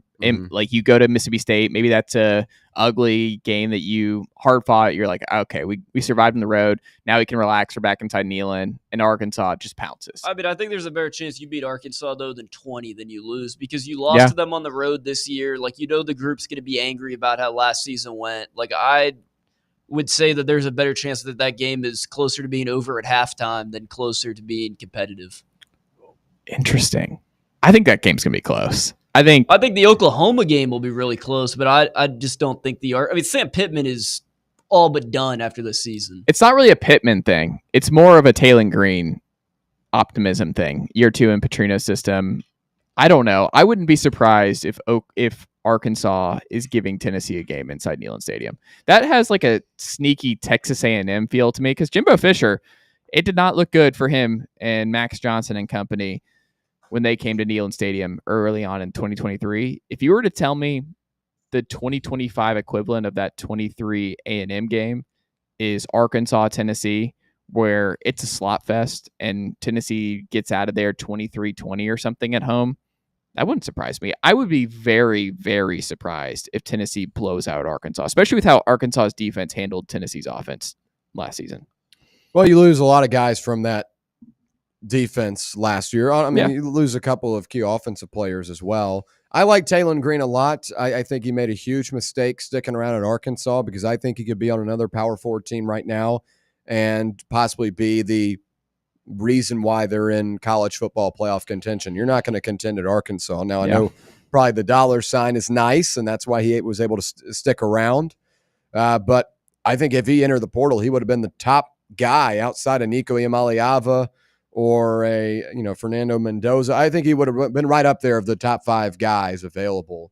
I think he's good. I like him. I don't like Sam Pittman. I don't like this Arkansas team. And I don't think they're a group that has much of a direction going forward. And in the midway point of the season, maybe they have a little bit of fight left in them and they're able to stay competitive. They'll probably be like they're not going to beat Notre Dame. They'll be coming off a Notre Dame loss. On one of the weirdest games of the season, by the way. Notre Dame travels to Arkansas for a 12 o'clock kick. Yeah. But then Arkansas also goes on the road to Memphis, where you're like, what are y'all doing making that schedule? Right? Memphis could be a CFP team this year. Yeah, Memphis has hosted like an Ole Miss before, though, so I don't think it's totally crazy. And I think like just Notre Dame going to Arkansas, though, I think is just odd. I don't know. It just like Memphis and Arkansas are close. It's like a 5-hour drive from Fayetteville to Memphis, so it's not like it's a huge, land difference. But Notre Dame I don't know. I just thought that was weird. But I mean, I think Arkansas loses Notre Dame for sure. I think they could lose to Memphis. They could be going into that game against Tennessee 4-2, and I think that would be the game that absolutely cracks them. They go 4-3. Pittman's done. Okay, I like it. When we come back, we'll continue the conversation on our official season predictions here. I'm going to unveil my official regular season prediction. Put it on the record right here on this fine Monday game week with Tennessee. And we'll also talk Mike Matthews and why he is the main character for Tennessee's offense in 2025. Stick with us. It's The Chase right here on Fan Run Radio, Fox Sports Knoxville, 105.7 FM, 1340 AM, and always streaming for free on that Fan Run Radio app. For the fans, by the fans, this is Fan Run Radio, Knoxville. Attention service members and veterans. Introducing the Griffin Law Firm, your trusted ally in military legal matters. From court martials to benefit claims, at Griffin Law, your mission is their mission. Here's VFL Marshall Griffin. As a veteran and retired military attorney, I've successfully defended lifelong benefits and helped preserve professional futures. So I know that when you hire a military justice lawyer, you maximize your chance to get relief. With my unique experience, I can advocate for you because there's no military matter that's too big or too small. Let us help you make these critical decisions that could affect the rest of your life. Remain silent. Request counsel. Call Griffin Law. For a free consultation, call 888-707-4282. That's 888-707-4282. Or just visit griffinlawdefense.com. Got a problem tree looming over your home? Call ECR Total Landscapes. Whether it's trimming, removal, or storm cleanup, our certified pros get the job done safely and efficiently. We're licensed, insured, and ready 24/7 for emergency calls. Big or small, we cut them all. ECR Total Landscapes. Call now for a free estimate, 865-384-2012, and mention promo code FANRUN for free stump grinding on any tree removal now through the end of the year. Also, visit us at ecrtotallandscapes.com. Hi, I'm Bo Cregner with the Cregner Group at Realty Executives. You know, the real estate market, like all other markets impacted by the economy, is changing all the time, and it's never been more important to be personally represented by a trusted real estate specialist. I can't emphasize enough how important it is when selling or buying to be individually represented. Call me today for a free consultation. My number is 865-742-1035, and my website is bonowshouses.com. When it's past high noon, it's time for a vodka soda made with a vodka you've actually heard of. I'm talking White Claw vodka soda made with White Claw premium vodka. JB Smooth only drinks vodka soda made with the world's smoothest vodka. And you can too. Pick you up a bottle of the triple wave filtered vodka that's been distilled 5 times. White Claw Premium Vodka comes in 4 flavors: black cherry, mango, pineapple, and just vodka. You haven't had vodka like this. No one has. White Claw Premium Vodka. Please drink responsibly. Believe in family. Believe in your fellow man. Believe in honesty and an honest day's work. We do. We're Farm Bureau Insurance. And we don't just believe in Tennessee. We believe in Tennesseans. Farm Bureau Insurance. Tennessee's insurance company. This is Baseball VFL Cody Brown. Farm Bureau Insurance is the official insurance for Tennesseans. Believe in me for all of your insurance needs. Give me a call at 865-992-3871.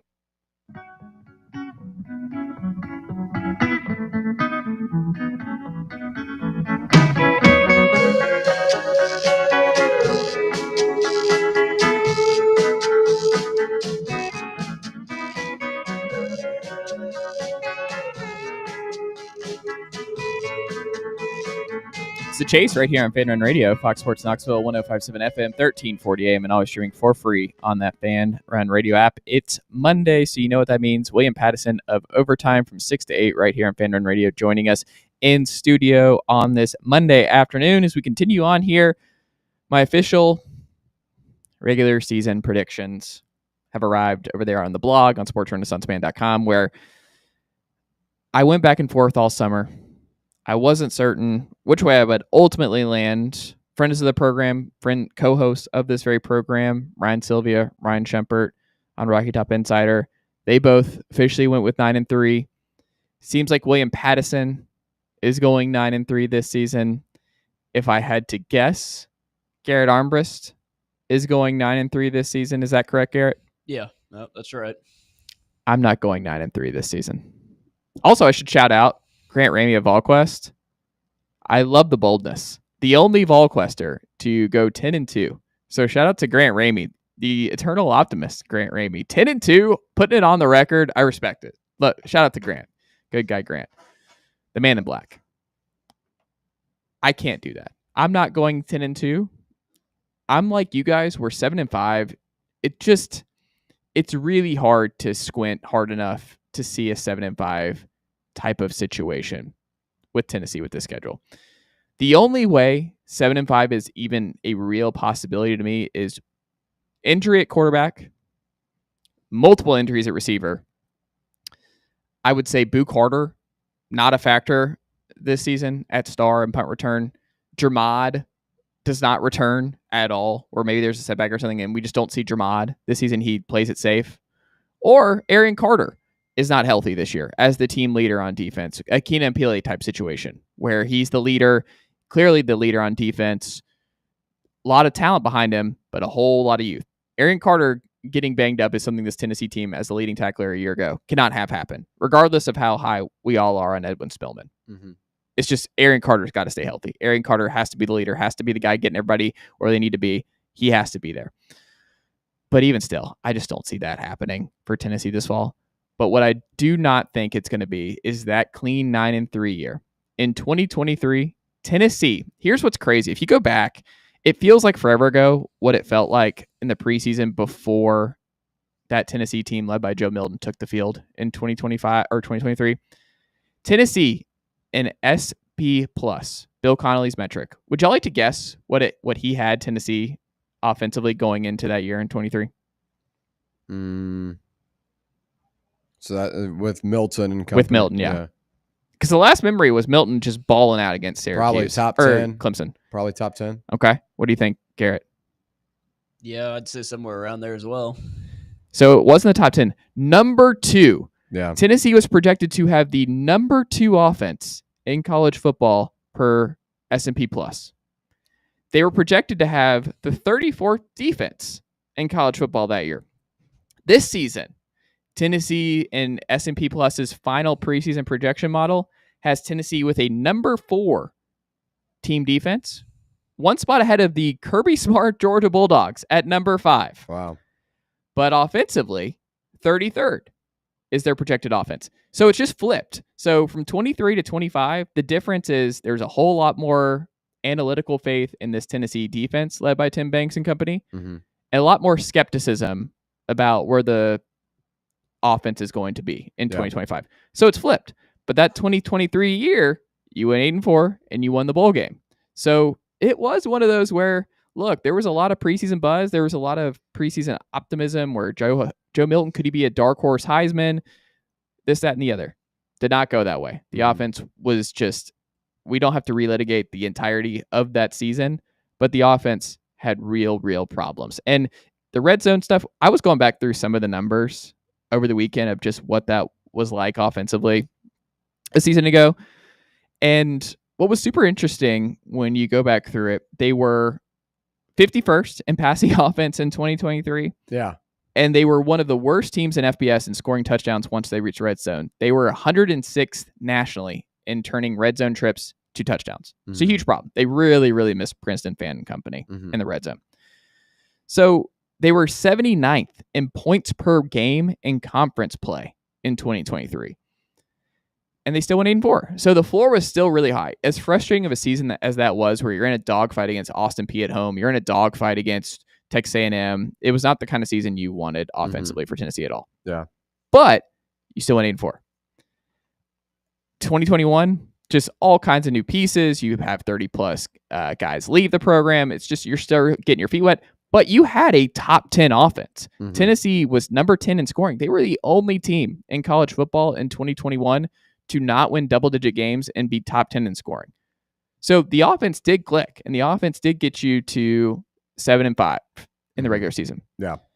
But the defense was nowhere close to what you needed. So I think when that was the floor in 2021, that you got to 7 wins with how rough that defense was how much you lost and how early on in the Tim Banks era we were. I think the safest bet, and the one I'm going with this year, is 8-4. I think Tennessee is going to continue, like 8-4 is okay. I understand some people are not going to be super excited about 8-4. I understand that. But I do think what's most likely to me is Tennessee is not going to be a top 5 defense.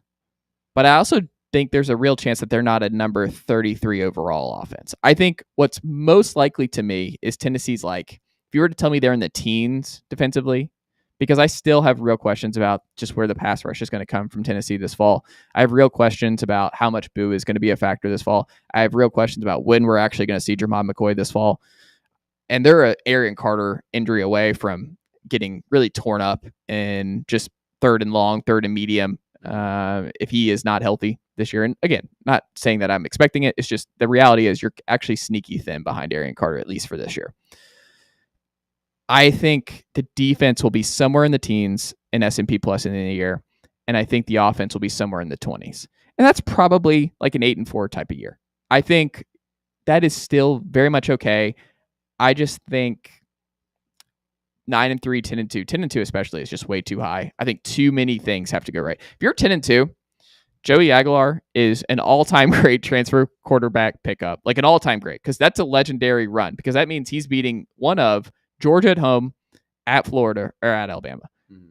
That's a legendary move if he's able to do that. First time in the Heupel era that you won those games. You haven't won in Tuscaloosa in forever. You haven't beaten Georgia in 8 trips. You haven't beaten Florida in Gainesville in forever.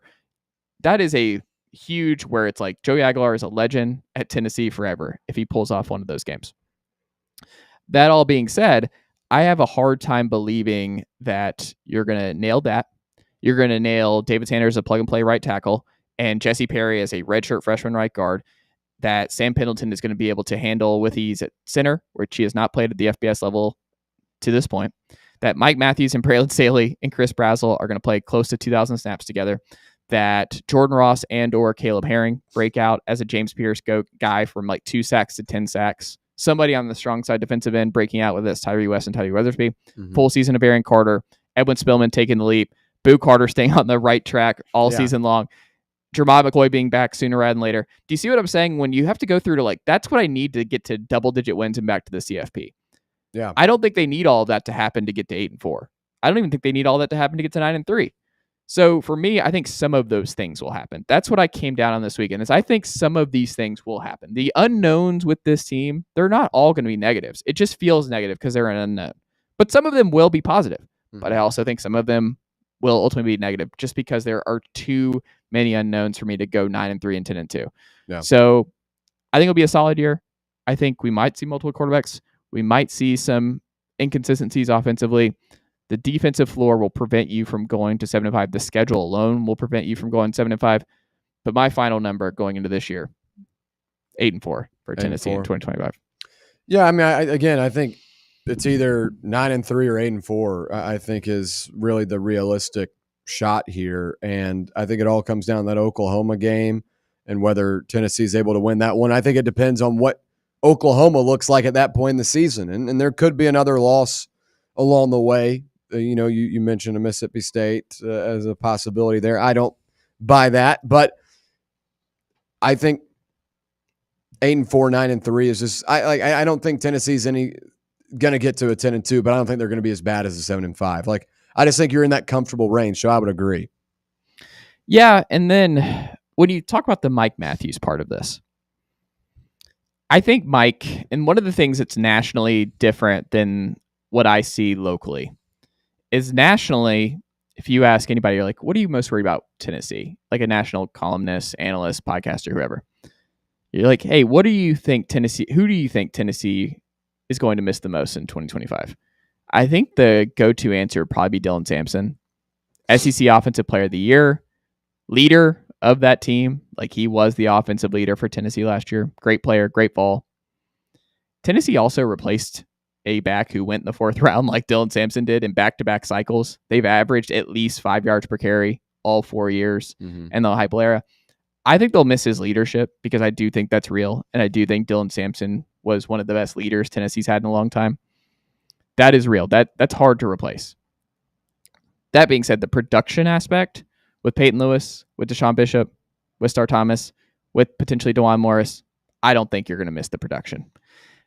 Where I think you might miss, that I think Tennessee quietly has to have pop this fall, no matter what, is the Dante Thornton snaps. Dante Thornton would be the one I would say you will miss the most this year in particular. The biggest question I have is who makes the most of 2 catches for 70 yards and a TD?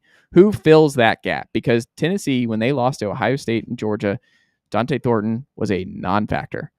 Dante Thornton had, 1 reception? Big play, but no TD against Arkansas. You noticed at the end where Tennessee's losses, you're like, yeah, Dante Thornton wasn't a factor. Are you sure you beat Vanderbilt and come back if Dante Thornton is not available across the middle, streaking to get you back into that game? Yeah. I mean, I agree. Dante Thornton's a good one. I don't know if they're going to ultimately miss out, but what I do think is interesting, in the 4 years of Heupel, and this is something I was also looking at this morning, was you have 2 outside guys, 2 inside guys who've popped in year 2, or not even just year 2, just popped at Tennessee. Cedric Tillman in 2021, 12 TDs, outside guy, 6'3", 3-star guy. Didn't really know what we had in Cedric Tillman. Mike Matthews is about 6'1", not the same frame, but more of an outside guy, same kind of deal. Then you have 22, Jalen Hyatt, speedster in the slot. He breaks out. Mm-hmm. In 2023, Squirrel White, a very different type of slot guy, but he breaks out as your most consistent receiver for Tennessee. In 24, we go back to the outside. Dante Thornton, your biggest big play guy on the outside. Big dude, but very different than Cedric Tillman. Squirrel White, very different than Jalen Hyatt. You've had different kinds of receivers find success at Tennessee in this game. Mike Matthews is like the blend of all of it, right? Yeah. Where Mike could be a slot. He could be an outside guy. He could be a safety. Mike Matthews could be a lot of different things. He's a 5-star athlete. He's a different type of player that Tennessee's had. Mm-hmm. But you don't need Mike to be a superstar this year. You just need Mike to make the most of his opportunities, because I think he is going to lead Tennessee in targets this year. And if you are the leader in targets, you have to maximize that. And what's interesting last year, in the games that Mike at least had 2 receptions in, he had a touchdown in both games. In 4 games this year, he had receptions in. 2 of them, he had more than 2, and he had TDs against Kent State and Vanderbilt. So that's pretty good. That's kind of what Dante Thornton thrived on, was like, if I get 3 catches, one of them's going for 6. If you give me that, give me the ball that many times. Yeah. I think Mike has that kind of twitch the first guy, make that first guy miss kind of deal, where Mike could be a huge yak guy for Tennessee. I think he has it more than Braylon in the slot. Brazel, still huge TBD on that one. If you get consistency from Brazel, great. Yeah. It's a huge win for Tennessee. But I'm not looking to Brazel to be that Dante Thornton on the outside. I think it's more Javonte Payton is what you're hoping for Brazel at this point. What I'm looking for is Mike to be the star, breakout wideout, and that being a sneaky, really important thing. Because I think he quietly benefits the most from Joey Aguilar being quarterback 1. If you're going to have a gunslinger back there, think about the catch of the year in terms of just impressive athletic feat for Tennessee receivers last year. It was what Mike did to go up and get that ball against Kent State. Mm-hmm. It was in garbage time with Gaston Moore and company, but it was an impressive grab. Like, that's one of those things where you just see, you're like, all right, Mike's a little bit different. And Mike's got, he's got playmaking ability that's just a little bit different. Joey's going to give him a chance. Joey is going to throw some balls down the field against Syracuse on Saturday, and Mike is going to be in the vicinity of several of them. I don't know if we're going to get like a crazy Cedric Tillman type target rate that he was getting from Hendon Hooker early on in 2022, where he had 20 plus targets against Pitt. But I do think he's going to lead Tennessee in targets. I do think he's going to get every opportunity to show what he can do with the ball in his hands. And if he does that, and he has like a Cedric Tillman type breakout on the outside, that very much changes what Tennessee's passing game is going to be. It answers a gigantic question, which is, where are the passing chunk plays going to come from? Because last year you knew where they were coming from. They're coming from Dante Thornton. You didn't get him enough, but I mean, he still led all of FBS in yards per reception. Yeah. It has to be Mike. This offense, for you to reach 8 games, to reach 9 or 10 wins, Mike has to be the guy. Mike is the engine that makes all of this work. If he does the best with Joey Aguilar, that's huge for Tennessee. There's not a bigger development this year for the offense. Yeah, well, I think it, again, going back to the same kind of conversation we've had over the last couple of weeks, it really depends on what kind of downfield passer Joey Aguilar is. Mm-hmm. Is he the 40% guy, which I think is what he has to be in order to have success this upcoming season? Or is he a 20% guy like you watched with Nico Iamaleava last year, where 2 out of 10 deep balls were connected? If Aguilar can connect on 4 out of 10, I think you're in a lot better business, because then you can start finding some rhythm and you can start opening up things for him to really unveil that gunslinger mentality that he wants to have. Look, I think Mike Matthews will be good, but we've got to see it from him. And I do worry about last year and kind of the inexperience he got, or really the lack of experience that I think he should have gotten. Now, at the end of the season, he had a couple of moments, but let's be real here. It was against Vanderbilt, and it was in garbage time against good teams, or it was in the second or third quarter against really bad teams. Against Ohio State, Mike Matthews was nullified. He was nothing. They couldn't get any space, couldn't get any separation. None of those guys could. And I get it. Ohio State was a national championship team with NFL talent riddled throughout the roster. But, I mean, he looked like nothing out there. All those guys did. So I think the big thing is they've got to win those one-on-one matchups. They've got to create space, and Joey has to hit them in rhythm down the field. I like Chris Brazzell last year heading into the year. I don't know what to make of him this year. This kind of injury through training camp was very interesting. We didn't have really any information on that, but now he's back. He's rolling, even though he had a little bit of a hiccup with the law involved in that as well. It's just been a weird offseason for all these wide receivers because we've barely seen them in practice. And until really this week, all the starting wide receivers have not been available together.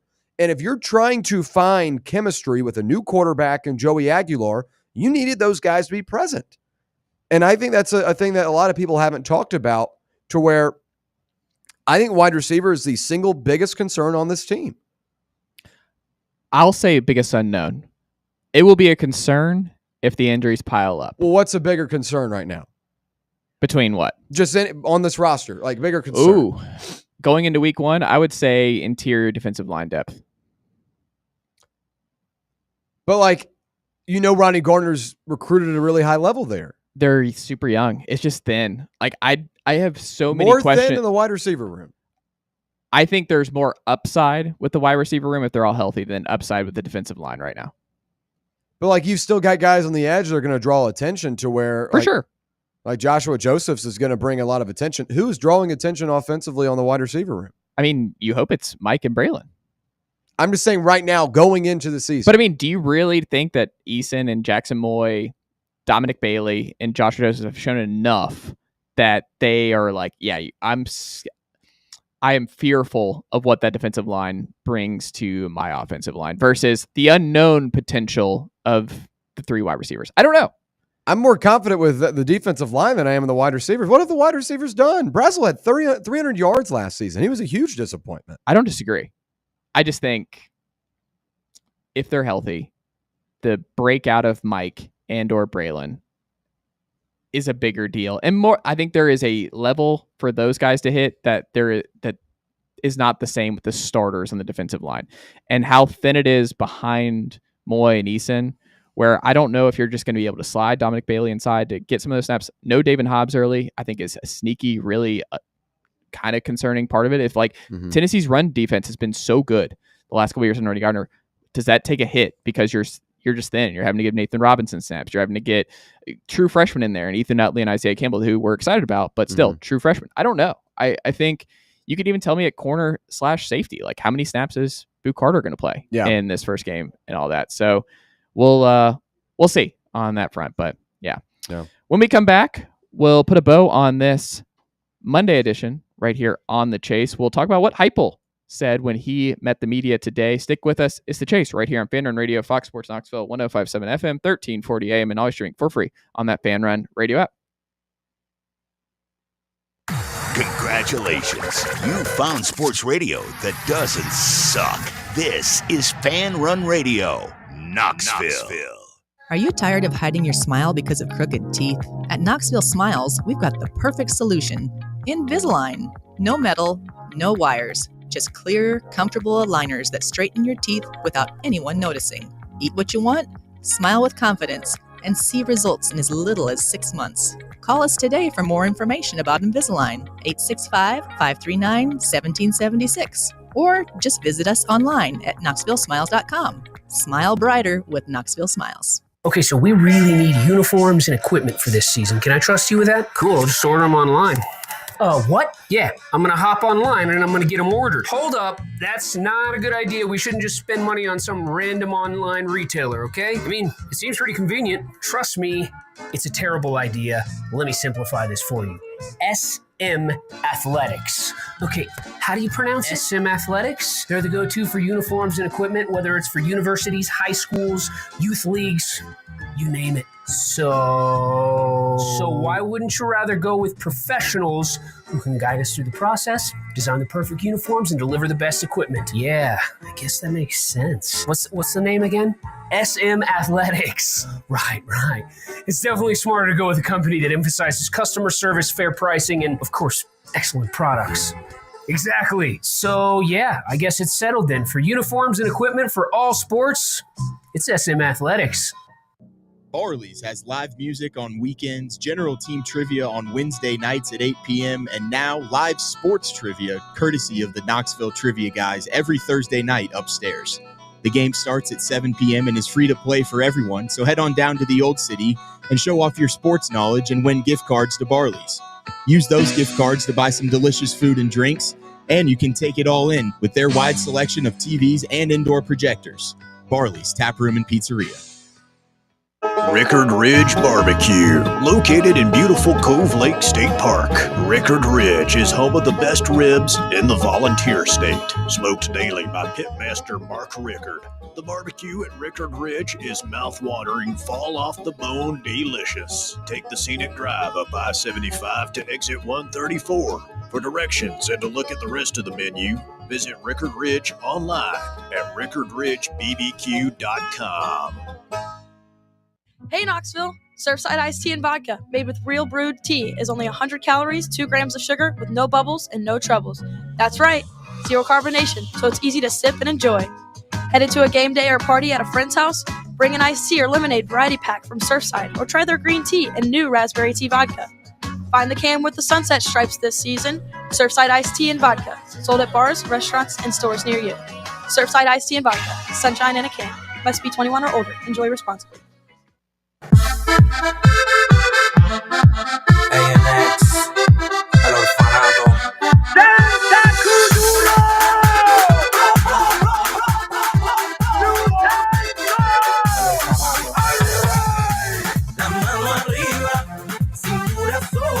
It's Chase right here on Fan Run Radio, Fox Sports Knoxville, 105.7 FM, 1340 AM, and always streaming for free on that Fan Run Radio app.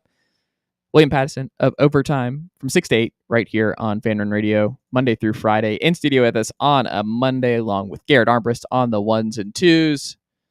As we put a bow on this edition, Josh Heupel talked to the media today here at Game Week. No depth chart.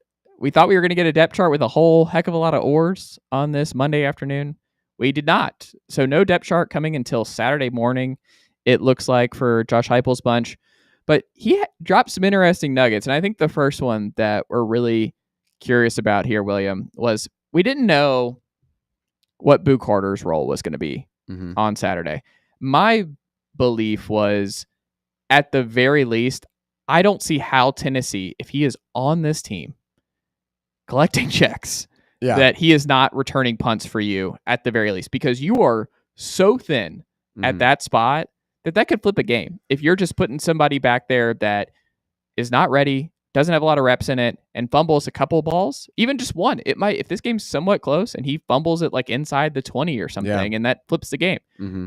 I know Boo Carter is an electric punt returner, and I know he is someone that can change games from there. So it's like, even if you want to ease him into the star part of it, because you've been working Jalen McMurray there all fall camp, and you're like, hey, we'll be okay if we give Boo just a little bit of reps there. We don't start him, whatever. You cannot, with a straight face, not put Boo Carter out there. It was Squirrel White and Jermod McCoy ahead of him last year. Both are, one is gone to Florida State, where we saw starting, along with 3 other former Vols. I don't know if y'all saw that. Elijah Herring, Jason Jenkins, and Squirrel, all starting for Florida State this year. But you look at special teams, was like, all right, if he's not starting as punt returner, we have a serious problem here, where it's like, why is he on this roster then? Because you don't have a better option, and that could lose you a game. So Boo Carter, when Heupel was asked about Boo Carter, it certainly seems like he's going to be a bigger factor than maybe we had anticipated, where he said, quote, yeah, anticipate that. For all of us during the course of this week, still learning, earning, taking a job, and proving that you're ready to. So he anticipates Boo Carter playing football this fall, this Saturday. And I wonder what that means. I'll still maintain that probably means he doesn't start at star, probably starts at punt return, but I do think he eventually factors in at star and they rotate him in. It also might depend on how Colton Hood does, right? At corner. If Colton's easing in, where you don't have to throw McMurray over there and that kind of thing, there's going to be some mixing and matching. But what is your inclination here on Boo? Well, I think if he's out there and available, I think he'll try to get him to do a little bit of everything. But I think, at least in terms of punt return, I would agree that would be a starting point, as he's got the most experience of it on the roster. And that is a very critical thing. We saw it this weekend. I mean, the first play for Kansas State special teams was a disaster because of a muff punt and gave Iowa State an opportunity to score right off the bat. And now, obviously, their defense made a play and was able to get the ball back. But, I mean, special teams is big. It's all about field position, and giving away a possession by muffing it is a bad call. So I think we'll see him there. Defensively, I think if he's done everything he's been asked to do, I think he'll play and start at the star position. And then you can kind of move around McMurray to wherever. I know McMurray's looked good at that star position in training camp. And there have been a couple of other guys that have impressed out of the defensive room. But Boo Carter's arguably the best playmaker in that room right now when you need him out there over the course of the season. So I think we'll see him. If Heupel said he wasn't going to play him, he probably would have said it today. Yeah. Or he would have said it in some funky way that leaves everyone like saying, okay, he's probably not playing. It probably just means like as long as Boo has a good week and Boo keeps doing what he needs to do this week, then Boo should play. And I think that's where I've been at this whole summer is like, I understand working him back in and everything else, but like we in the Power 2 era in the professionalization of college sports, especially SEC football, man. Yeah. Either keep it moving, and it's like, hey, thanks, but no thanks, Boo. Hey, happy trails, that type of deal. Yeah. But if you're on this team, you're one of our 5 best players. Mm-hmm. Sorry, man, you're playing. Like, because if you're a teammate, and I understand, like, we talked about this last week, it's just, you're not going to get a uniform opinion on any guy in the locker room where everybody likes this player or everybody dislikes this guy. It's not how it works with 90 plus guys. Yeah. But what you do have is where, hey, you don't want to lose a game where you're sending a message because you're like, hey, we're easing into this guy playing a top 5 guy. And it's like, oh, we muffed a punt and Syracuse just beat us in a walk-off field goal because we had, I don't know, true freshman Joakim Dodson back there or something in a bad spot. You just can't have that. So I just think Boo is one of your 5 best players. And if he is part of this team and has done everything right the last couple weeks, he's got to play, man. Like, he needs to play a bunch of snaps. He's someone who can help you off the edge. He's someone who can do so many different things for you.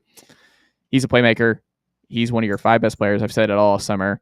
He's got to be on the field. So I feel really good that means Boo Carter is probably going to be a bigger factor than we had maybe anticipated based on where things were just a month ago. Mm-hmm.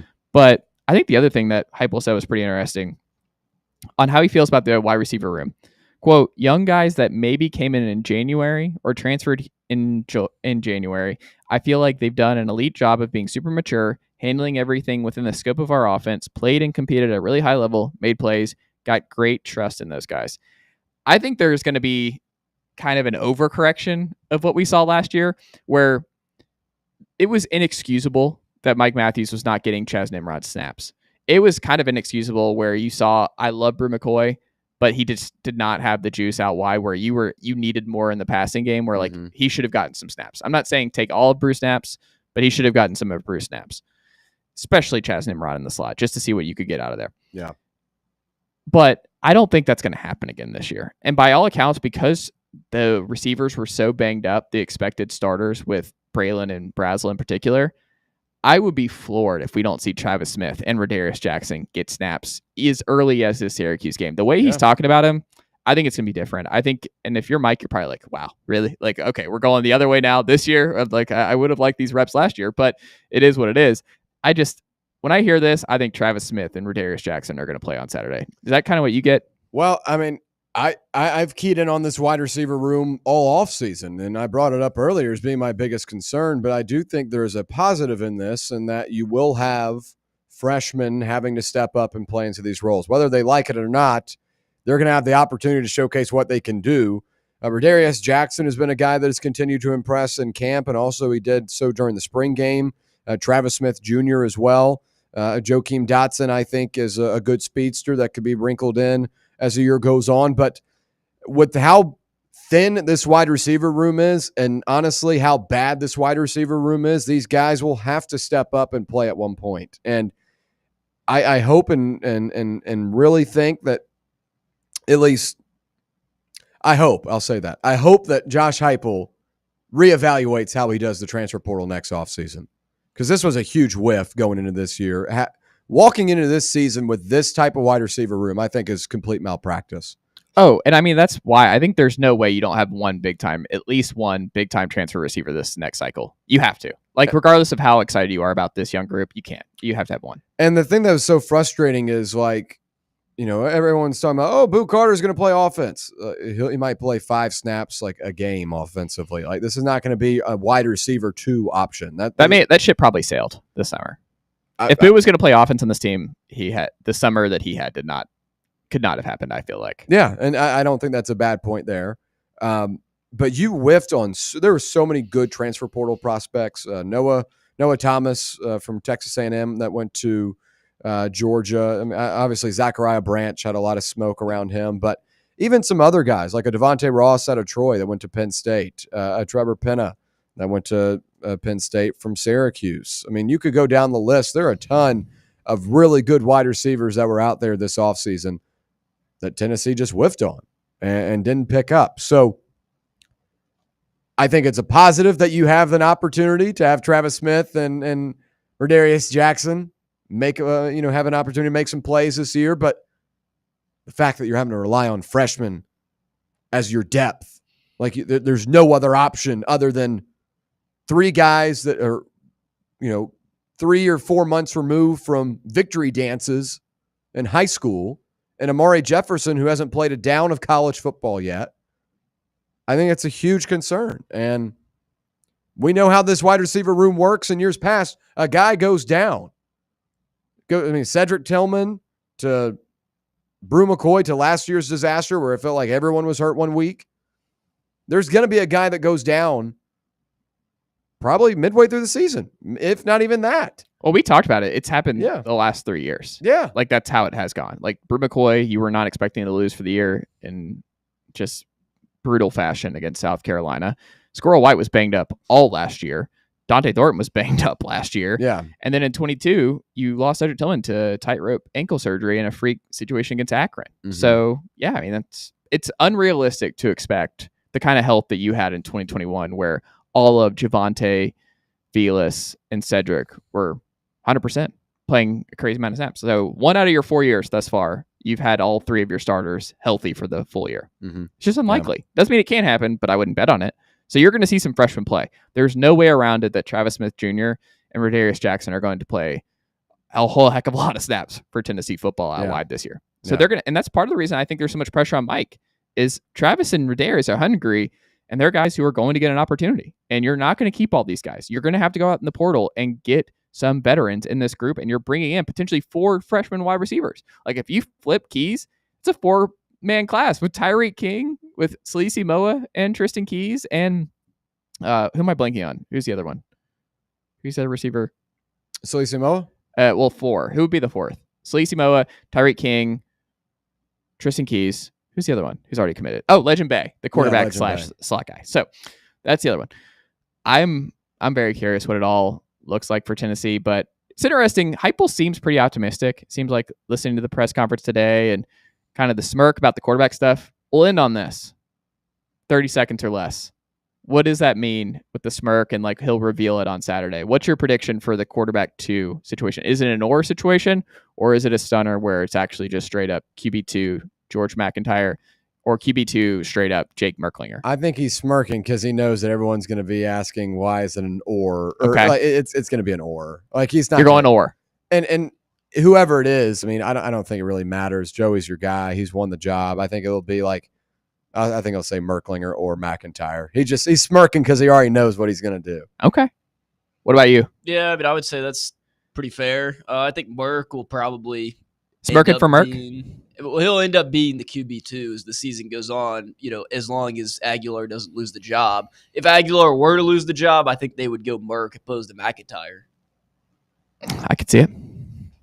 Well, that'll do it for this edition of The Chase right here on Fan Run Radio, Fox Sports Knoxville. Thank you for sticking with us. Thank you to William Pattison of Overtime joining us here on a Monday. Thank you to Garrett Armbrust. The Drive with Russell Smith and the Bear is up next. The Chase is back tomorrow at 1 p.m. with Ryan Shumpert of Rocket Top Insider in studio. Have a wonderful afternoon, East Tennessee.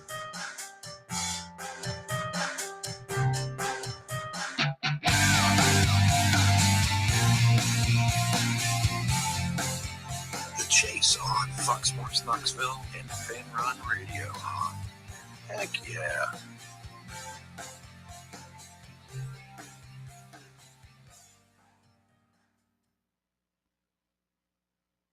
Can't get enough Fan Run Radio? Download the free Fan Run app and take the best Tennessee sports conversations with you wherever you go. Hello, is Tina there? Who's this? Yeah, this is Vince from the hit reality show Wives Don't Tell. Tina applied for our show to confess that her husband won't go to the doctor to get his erectile dysfunction checked. She said she's ready for a guy that can bring the heat. All right, what the is going on? You know you're talking to her husband right now? Tina! Well, she wrote the application that her man's performance is questionable. She's basically married to a coffee table. She also said, we live within driving distance to men's pro